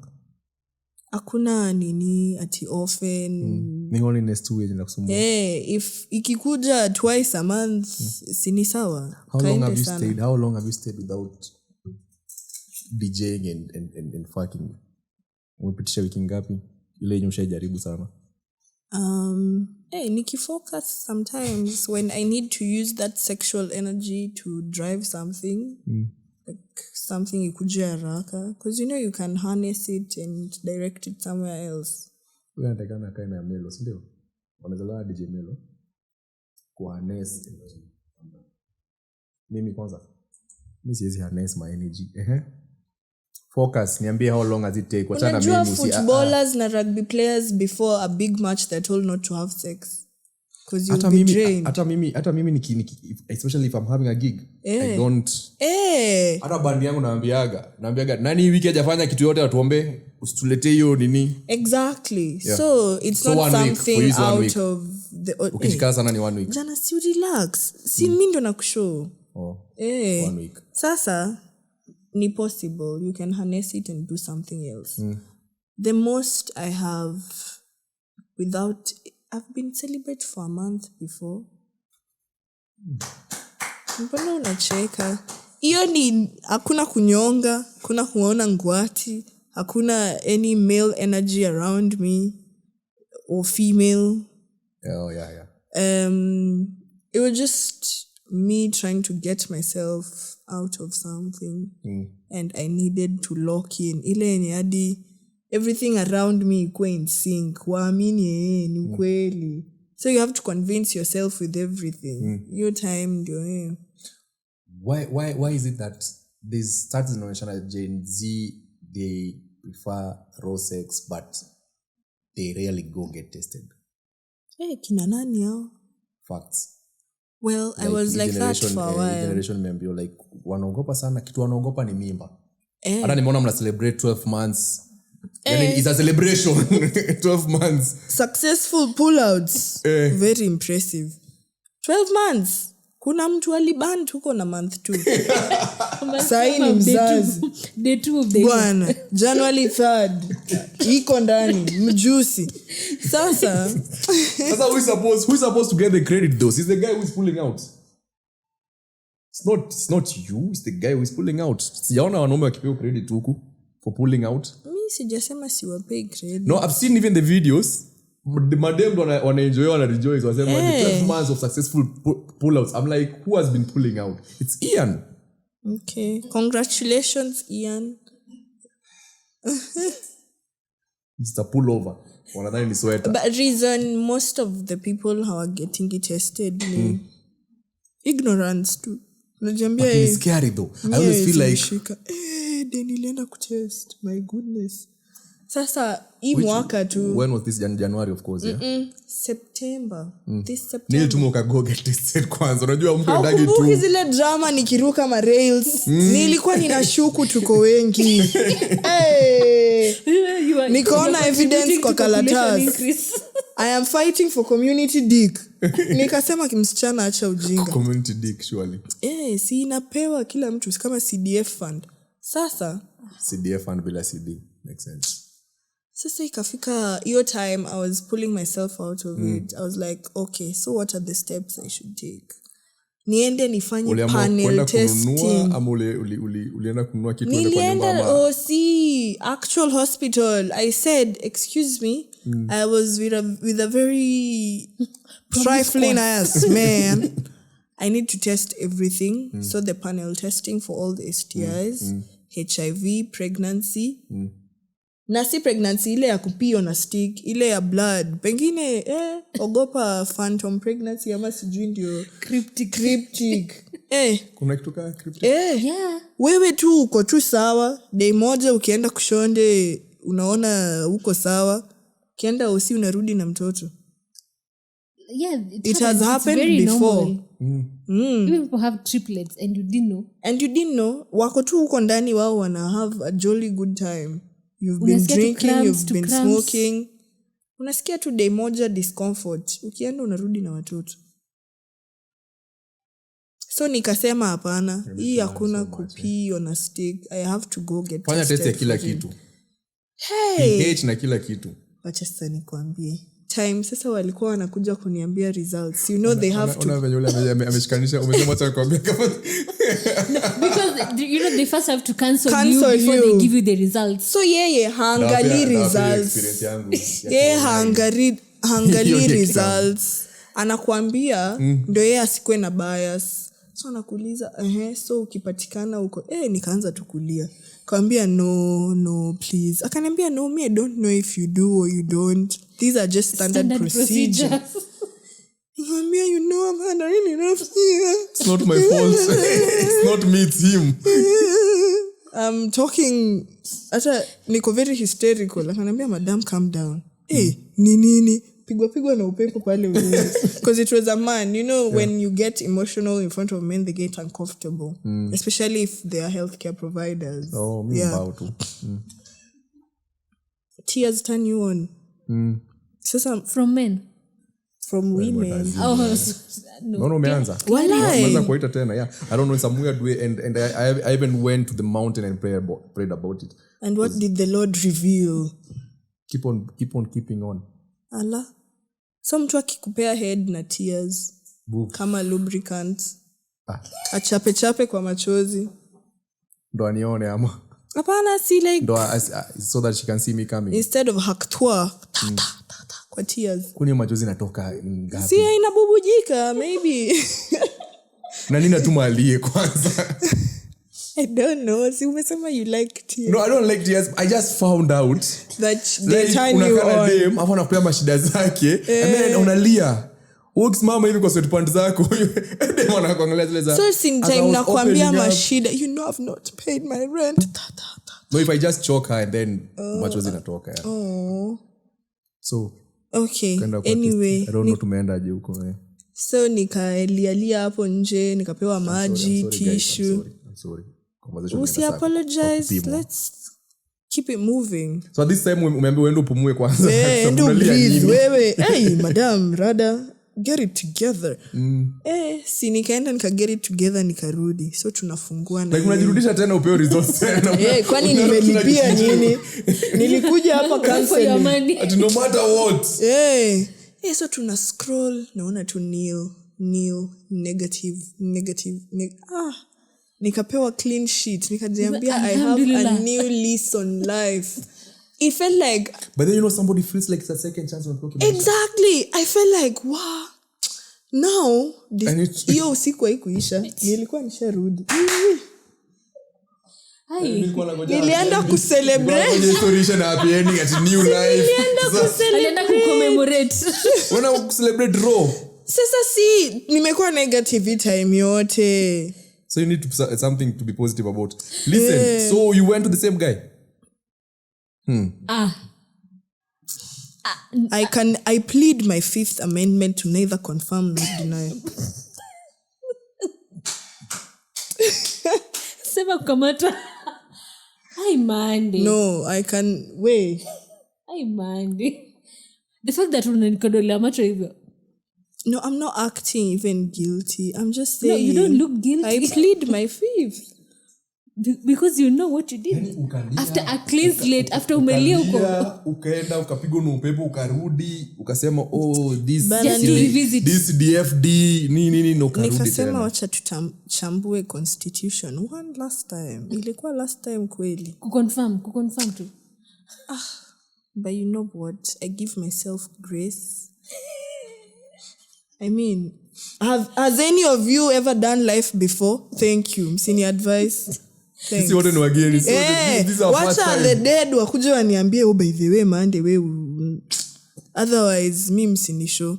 Results vary. Results will vary. Unajikonsolini hizo ni ujinga yako wataanza kujustify. Haikuwa ujinga. Iko ujinga. But the moment ukubali liko ujinga uta move on. Do you feel like you have healed now? I feel like I'm done putting that much pressure on myself. Juu ilikuwa tu kitu kidogo ikihappen na jireprimand wewe msichana mjinga kama babake ona vitu unafanya. You see, na nilijua nikakwambia ona hii kazi yote ikafika point you stop beating up yourself. I was like, what happened? My inner child has never experienced this version of me. So let me slow down and be with her. If this is what she wants, unataka kurudi after umefindiwa negative kila kitu. Rudi bas. Si urudi. Then ukisharudi, consequences tutadeal nazo. But for now, if that's what you want, Mr. Kunyima, ni sawa. Ilifika point yenye na negotiate with myself. Then, if the devil on my shoulder wins, when I get sober, we'll deal with the angel. For now, kaende sana. But umelani. Ama bado we are still learning. You learn enough because even 67-year-olds, 80-year-olds, they're still learning. So it's a journey. But then, na realize pia, unaangalia pattern. So if this hasn't worked so many times, don't be insane doing the same thing over and over and expecting a different result. Between women and men, unadhani nani wana simp sana? Ina depend. Wewe kusimp yako ni gani was crazy? Subjective. You wewe unaweza consider hiyo kusimp lakini mimi si consider kusimp. Wewe ni gani simp? When unaishi ni gani leo una look back and you're like, wait. Hapa naye nilikuwa nina simp. Hiyo time nilikuwa campus. Nimedanganya wazazi ninaishi hostel.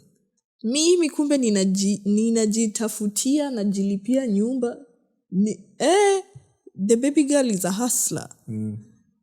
I was seeing this also student. Hata sijui nilikuwa nafikiria nini hiyo time. Wasichana wenzangu wanaletwa tu na TX. Mimi napiga kalesa hadi Kawawendani kwenda kuomba pesa ya P2. KU. Nini ilikuwa inanifanya by the way? Unajua naangalianga hiyo day. I'm like, honestly, what were you even doing? Nimetoka kwa nyumba nikasema no way inapita hizi hours na hajatuma. But anyway nilikuwa nimefocus. Nilisema by all means necessary. I'm not having your baby. Because imagine if we are hustling like this. Sembuse mtoto. So see, I was committed to the now I validate myself. I knew what I was doing. Licha kwamba ukaenda ukoichia pesa P2. Sasa kufika akanifukuza. Kaniambia wewe buku serious aje. Kwanza hata fare ya kutoka kwenu hadi hapa inatosha kununua P2.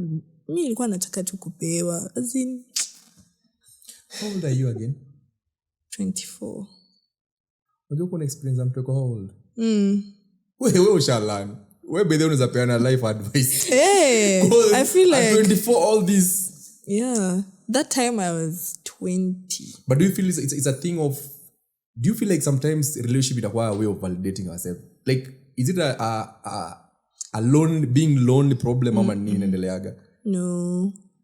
Because you look at this, you look at the stories watu wengi sana, especially when they talk about their ex, una feel like they were not the right person kwako, and in some extent kwa unajua, but you still go back.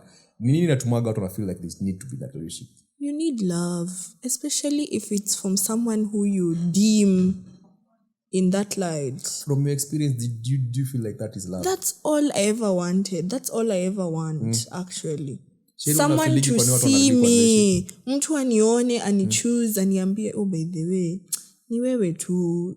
This, I'll give you everything. No, not really. I'm an action kind of person. Acts of service, like gifts. Nionyeshe. Like, tell me you...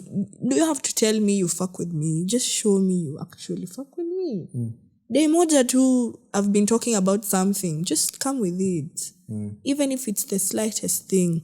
Because like right now, I'm trying to move out of my house. Alafu day moja tu niambie, yo, I've got you this for your next house. Nipo unafault na mara 29. Unamsamehea dhambi zake zote. Where do you feel like, wewe kwanza umekuwa kwa relationship kaa 6, like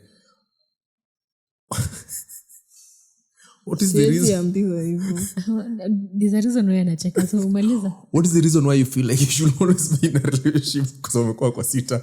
Nini natuma unafanya relationship kaitu peke yako ujilani? Ebu rudi swali tena sabila kucheka. Okay, kwa nini watu wanafeel they need to be in a relationship? People are chasing relationship for very different reasons. But nini general? Number 1 ni companionship. Like unatafuta tu 24 years companionship. Oh, Paul. Ni 24 years gani wewe alikukosea? Kubita na hii 24. 24 companionship. Yeah.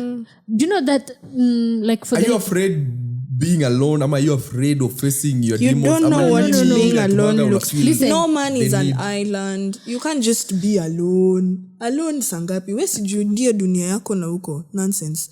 We need each other. I'm trying to make my point. Like una jam. Sawa. Okay, pole. We need feelings each other. in check. Neutral, zen. As I was saying. No man is an island. At the end of the day, you need community. You need society. You need friends. You need someone lovers. to fuck up your life. You need someone to fuck you because you're a sexual being. So hiyo ni innate for you. You don't have control over that. That's why you'll go out of your way at some point. Kuna hii hormone inaitwa oxytocin. Yani ni historia yangu hadi tunataka mnaenda back kwa hormones. Sawa, endelee. Oxytocin. Inafika time if yours is very low, you get fog brain. You can't focus. So unaenda nje unapiga story na watu, interact, touch something, grass. Pet a dog. Then kuna dopamine, kuna endorphins, like ni happy hormones. Unahitaji hiyo balance. Usipozi balance utakuwa dysregulated as fuck. Kidogo uanze kutembea ndege hapa nje. Ni juu tu ukushikwa. Ulikuwa tu touch deprived. Ona sasa unachizi. Tumekuuliza tu swali simple una shout. Relax. You know how you can tell someone is not getting fucked? Ako tu na hasira ziko. You could tell when someone in the office is not getting some. Hasira. Umejam tu. Alafu denye amepewa. Furaha ribo. Azin. Furaha ribo.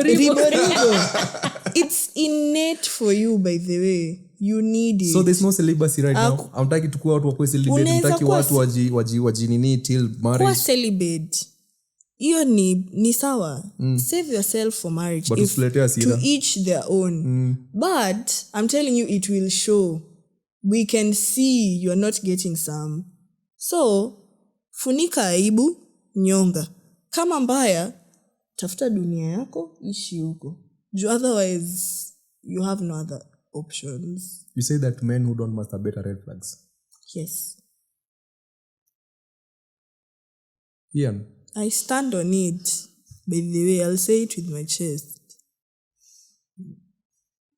Because I feel like with sexual anything, it starts with you. Kama wewe venye unajijua, you know, I like this color.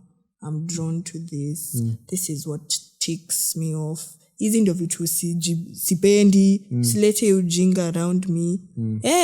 So the same way. So the same way. It's a way of learning, like breath work, vitu kama hizo. Oh, what triggers me? How? And sometimes it's just to blow off steam. Ama kuenda more rounds. Huyu mtu umekuwa ukimark siku 7. So, okay, siku 7, 7 months. You've been chasing down this one girl. Tutume to 7 days. 7 days. Mmekuwa mkichat, talking stage na bamba, hadi mnaongea email, TikTok, Instagram, apps zote. iMessage. Kwa na talking stage mnaongea everywhere. Na kila app different conversation. Kuna different hadi Mimi yangu kienda mbali sana ni Snapchat na WhatsApp. So Snapchat ni mastaff unatumia huku ingine mna have very serious conversations. Huku ziko na levels. Email ni pale mna cosplay. Mna unlock hadi third base na mjaipatana. So day yenye mna agree kupatana, umpe 3 seconds. Unajua venye utakuwa umechoma. Hiyo day ungenyonga tu.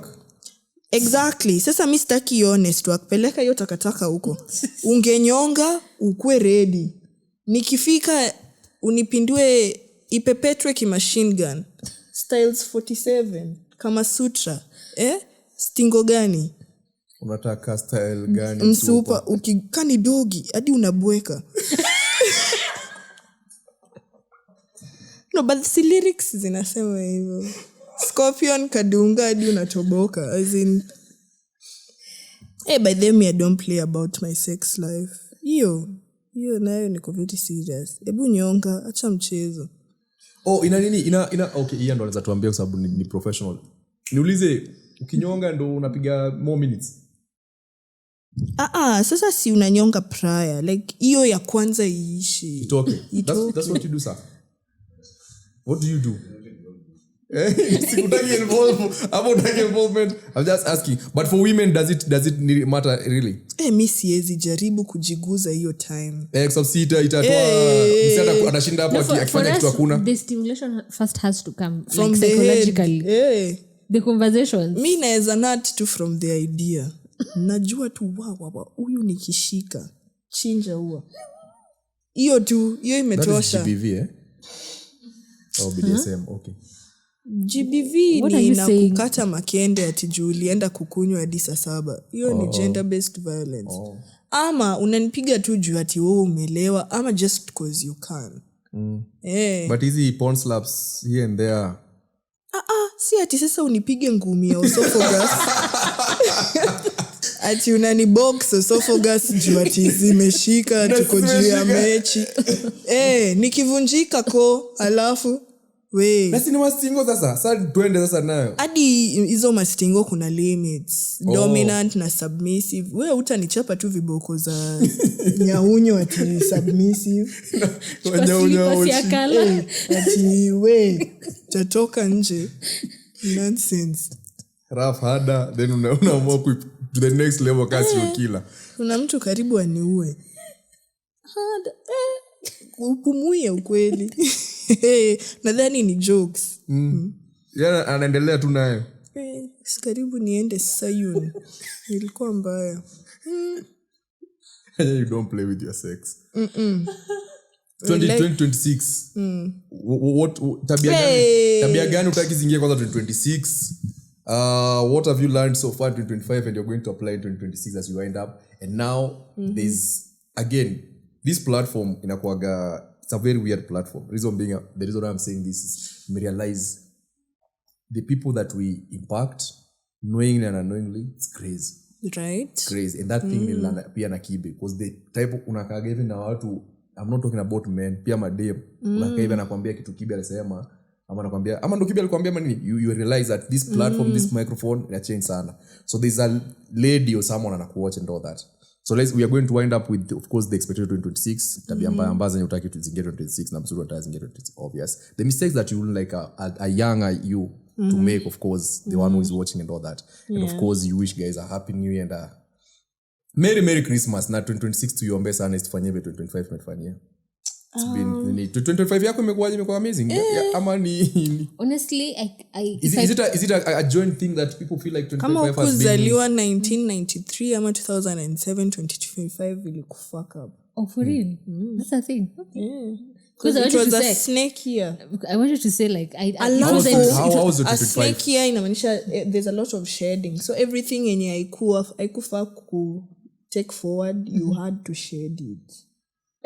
For me, I can't honestly like I've experienced so much growth in a lot of things. Exactly.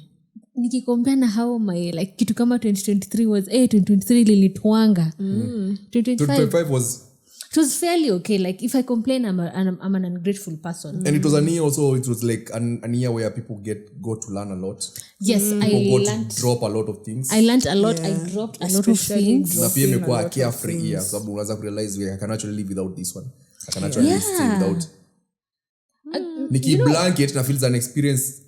Watu wengi wame experience 2025 like alafu fear it was heavy. You know, it makes sense what Monday is saying about shedding off an ear of the snake. I didn't know it's tied to... It's a thing. Yeah. Microphone, sir. Pia Salu tatuambia how nini. Because we are winding up Emos Oclock this year. You see, I have a very amazing team. But also... Wezi shika tu microphone tukaa gitaa kateka. So, the same way snake in a shade of skins, lazima kuwa na ingine grow. So I feel like pia imekuwa an year, like a lot of things nimeingia in a lot of rooms. Technically nimejua what this year.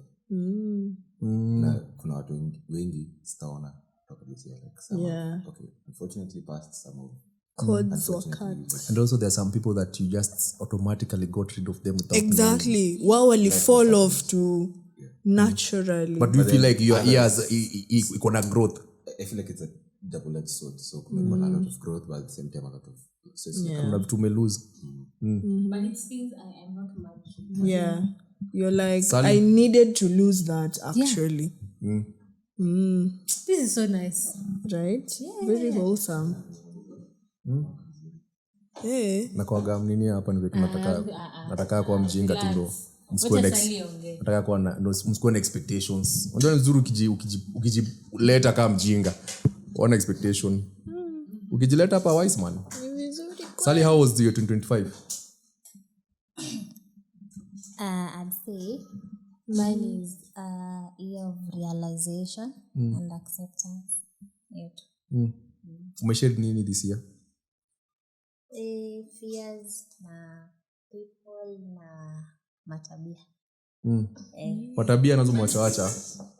2026, what do you think that from the experience at 2025, what do you think that will change? What will be different in 2026? How I perceive things and how I react to what I feel. Vitu kama hizo tu. Amazing. Ladies and gentlemen, that was Ian and Sally, our Emos Oclock team. Not Unfiltered. Emos Oclock team. And of course, this is the beautiful, amazing Sherry. She has been the producer of this show for the longest time. We are keep up na mimi sana. On and off. Sisi tumepiga 2021 tukawacha, tukarudi 2020 tukawacha, tukarudi and all that. She used to work na Ibru TV. So alikuwa anaipa job anakuja kudirect show yangu hapo next hapo anarudi show. Yeah, and I've decided nitamlipa so that nimepiga dalame yake moto. Say that counts. 6 years. 6 years pigo dalame yako. Who dia 2100 pia utapata and all that. And of course we had to wind up the year with the amazing Unfiltered, the great Monday one more time, ladies and gentlemen. So yako ni gani 2025 and 2026? Kwanza unataka watu waache tabia gani 20 wasiingie nazo next year? Well, shame will rob you of a lot of things. Achana na shame kabisa. Ati watasema nini?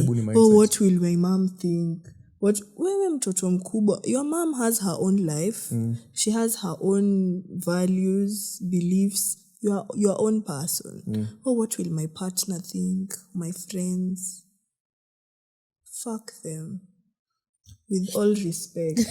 Respectfully. If you want it, na ushajiambia, hii ndio kitu nadai by the way. Go for it. Acha aibu. Sema, by the way, mi siko poa, nataka hii na hii. Yeah. You never know. Maybe those people who were meant to give you that thing wako tu hapo. Ni wewe tu umekuwa na aibu cause what will they think if I say this is what I need. Tunaingia shameless.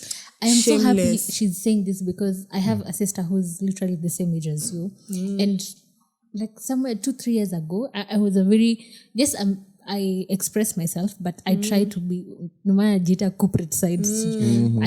I've been trying to be meek about it, and then she woke up one day and she's like, shame is a social construct. You don't need to have it. The day you become shameless is the day things are going to work out for you. Change. Ile day tu utasema, by the way, you know what? Mi ni ukweli napenda kudinyana. Ni ukweli napenda wanaume. Ni ukweli ninapenda pesa. Na mi sitaki kudinywa for free. Bana, this is where I stand. This is what I want. Exactly. I have to get something out of it. I'm the price. Asa kama ni mimi kukam, that's what I'm getting out of it. That's it. So mimi nimefika place yenye I'm not being ashamed anymore.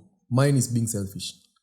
Yeah. I've realized you utaipa bullshit mingi sana on your selfish. Hii maneno ya selfless utakufa vibaya. Teresa hakuwa selfless as tunaambiwa. Venye tunaambiwa alikuwa na mambo yake. Things that we so shame kwanza ni mindset. What else 2026? What we are leaving behind this year. I'm being more calm.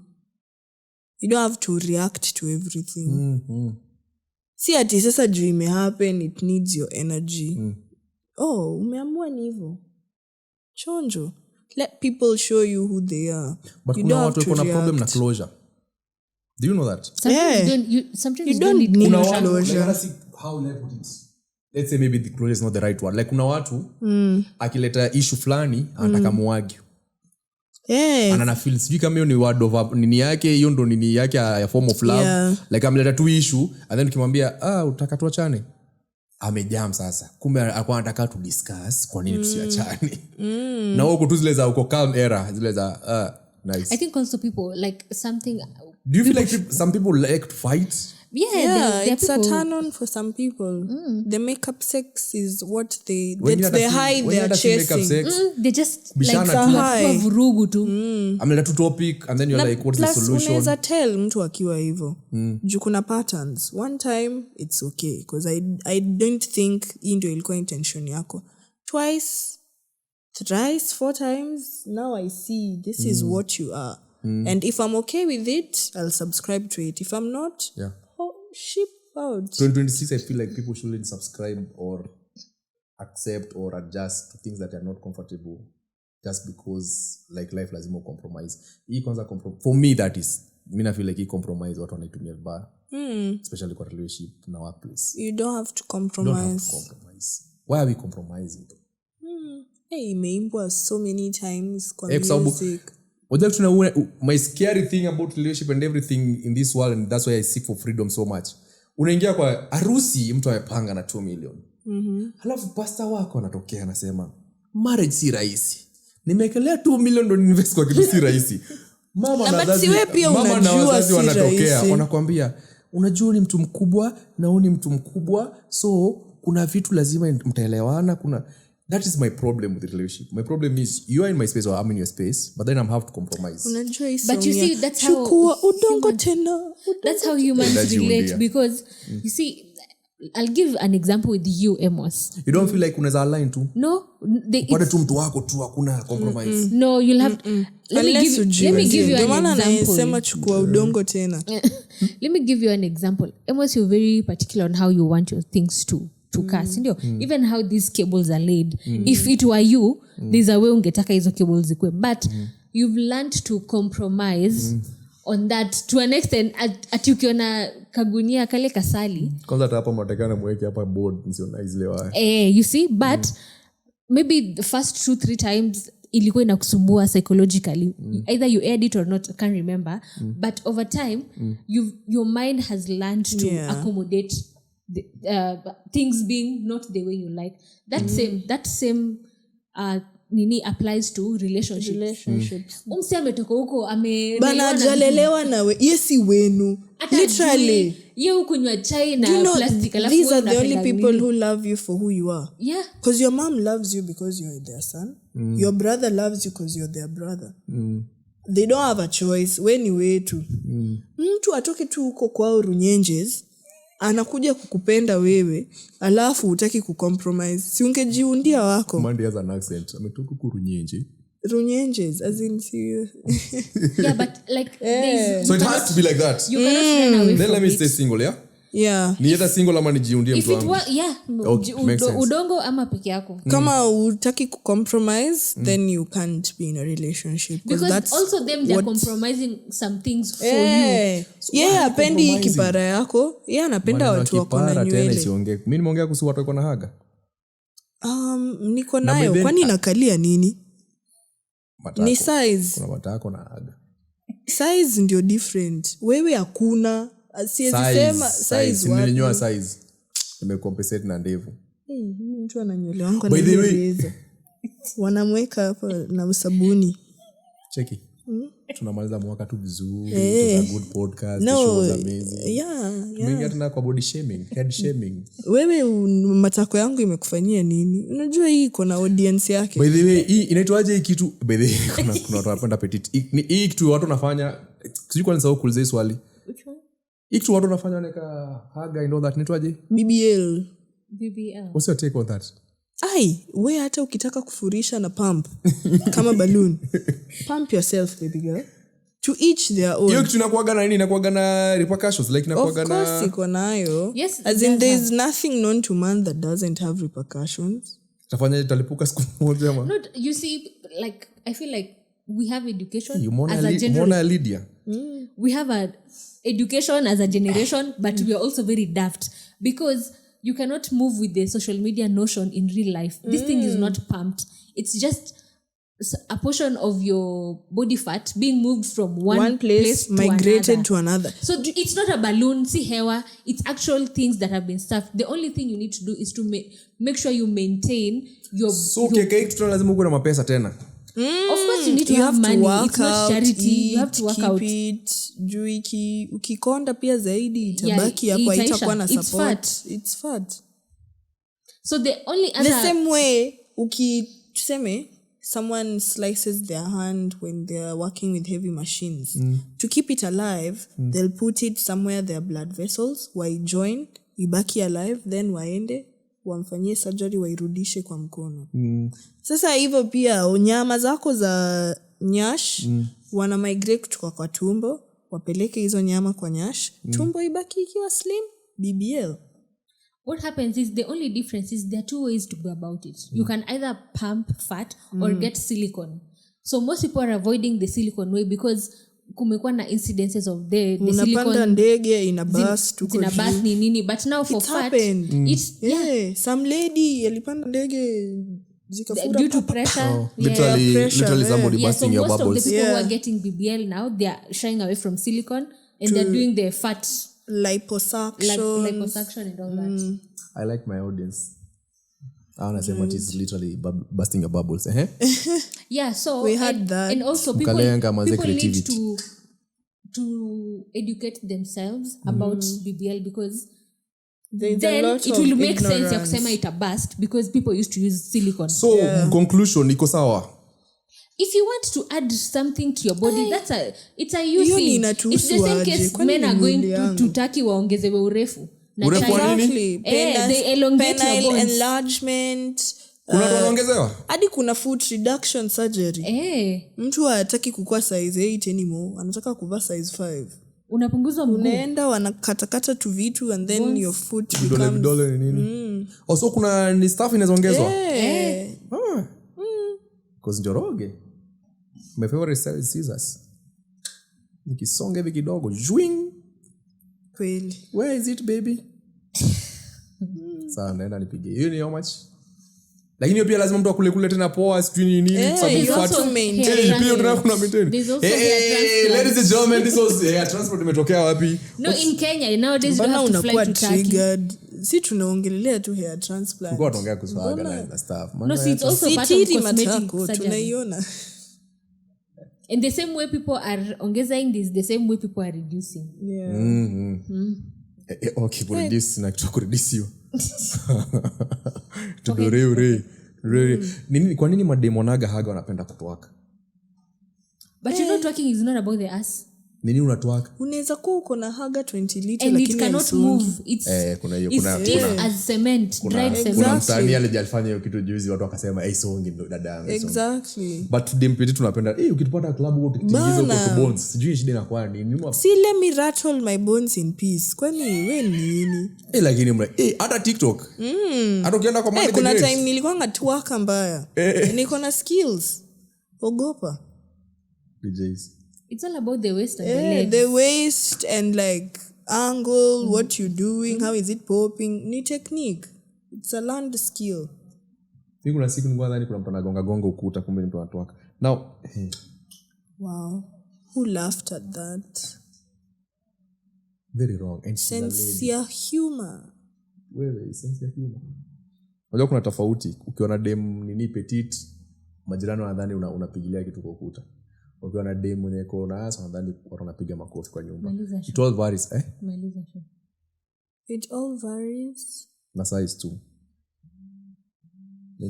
Kwani which petite girls have you been with? Mmoja tu. Kanipea trauma. Wewe mwenye unaleta kwa cult. Kwa nini? Ladies and gentlemen, one more time for Monday the Great. It has been a great show, a great amazing conversation. And guess what? This is the last episode and we had to have the one only one Monday the Great, courtesy of Sally and Ian. Sally, is this the last time we are seeing you on Emos Oclock? Anasema chini mara mwisho tunamuona.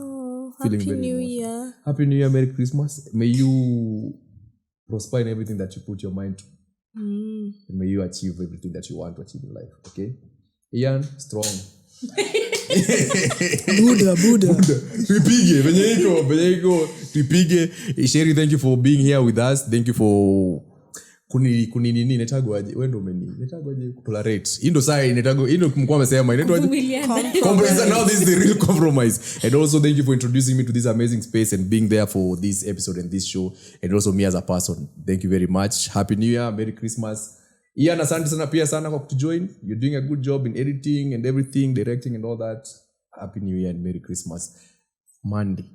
Thank you. It's Monday, it's not Monday. It's Monday. Monday like the day. It's Monday. Yeah, wewe unasema Monday. Nimesema Monday. Pronunciation ya police station. Okay. So I was appreciating people and wishing them a happy new year.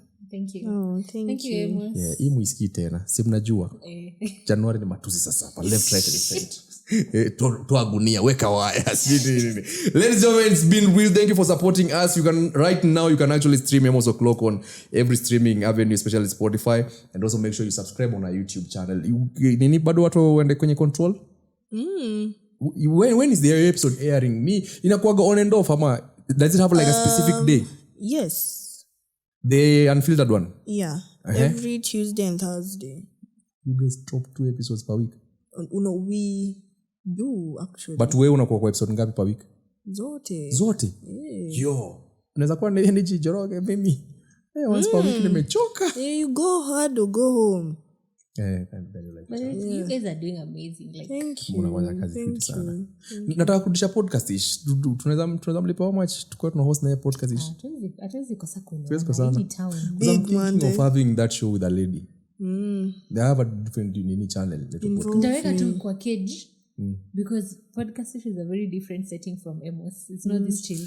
So just cage to for safety. Yeah. Anaweza nipiga? Mnaweza pigana. Tunaweza pigana? Not really. Vita vya mdomo. Yeah.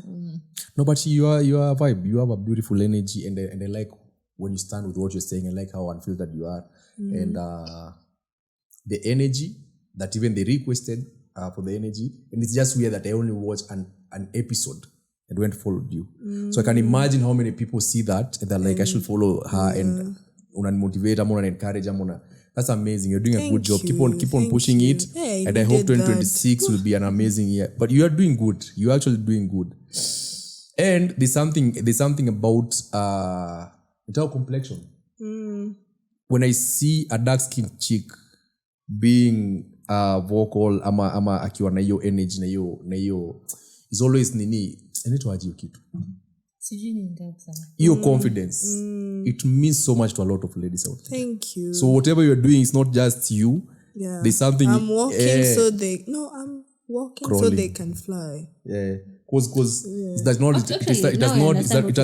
has not been an easy year for ladies when you're gonna chocolate complexion and all that because pressure ya ujinga watu iko na hapa. That's why nimeuza kuhusu BBL. Carolite imekuwa ikitembea. Huku. And now seeing a woman who is doing this, unajibamba, you are unfiltered and all that, and you're living your life na confidence yako. Thank you. It's unmatched. So keep on pushing that. I won't lie to you that you never know who's watching. There are people who are watching and they're not just getting what you're saying. They're getting even your way of life. I'm trying to feel like, I want to be this chick one day. I want to be. And that's what Lupita was for me. Right. Like the fact that ude meko Hollywood and she's still the same person. Agenda akaongeza kitu yote ama akareduce kitu yote. So that's what you're doing to a lot of young ladies out here. Yeah. So it's motivational. Thank you. Ladies and gentlemen, Monday the Great, Emos Njoroge. Make sure you subscribe to that YouTube channel. Na kama utaki pia dish.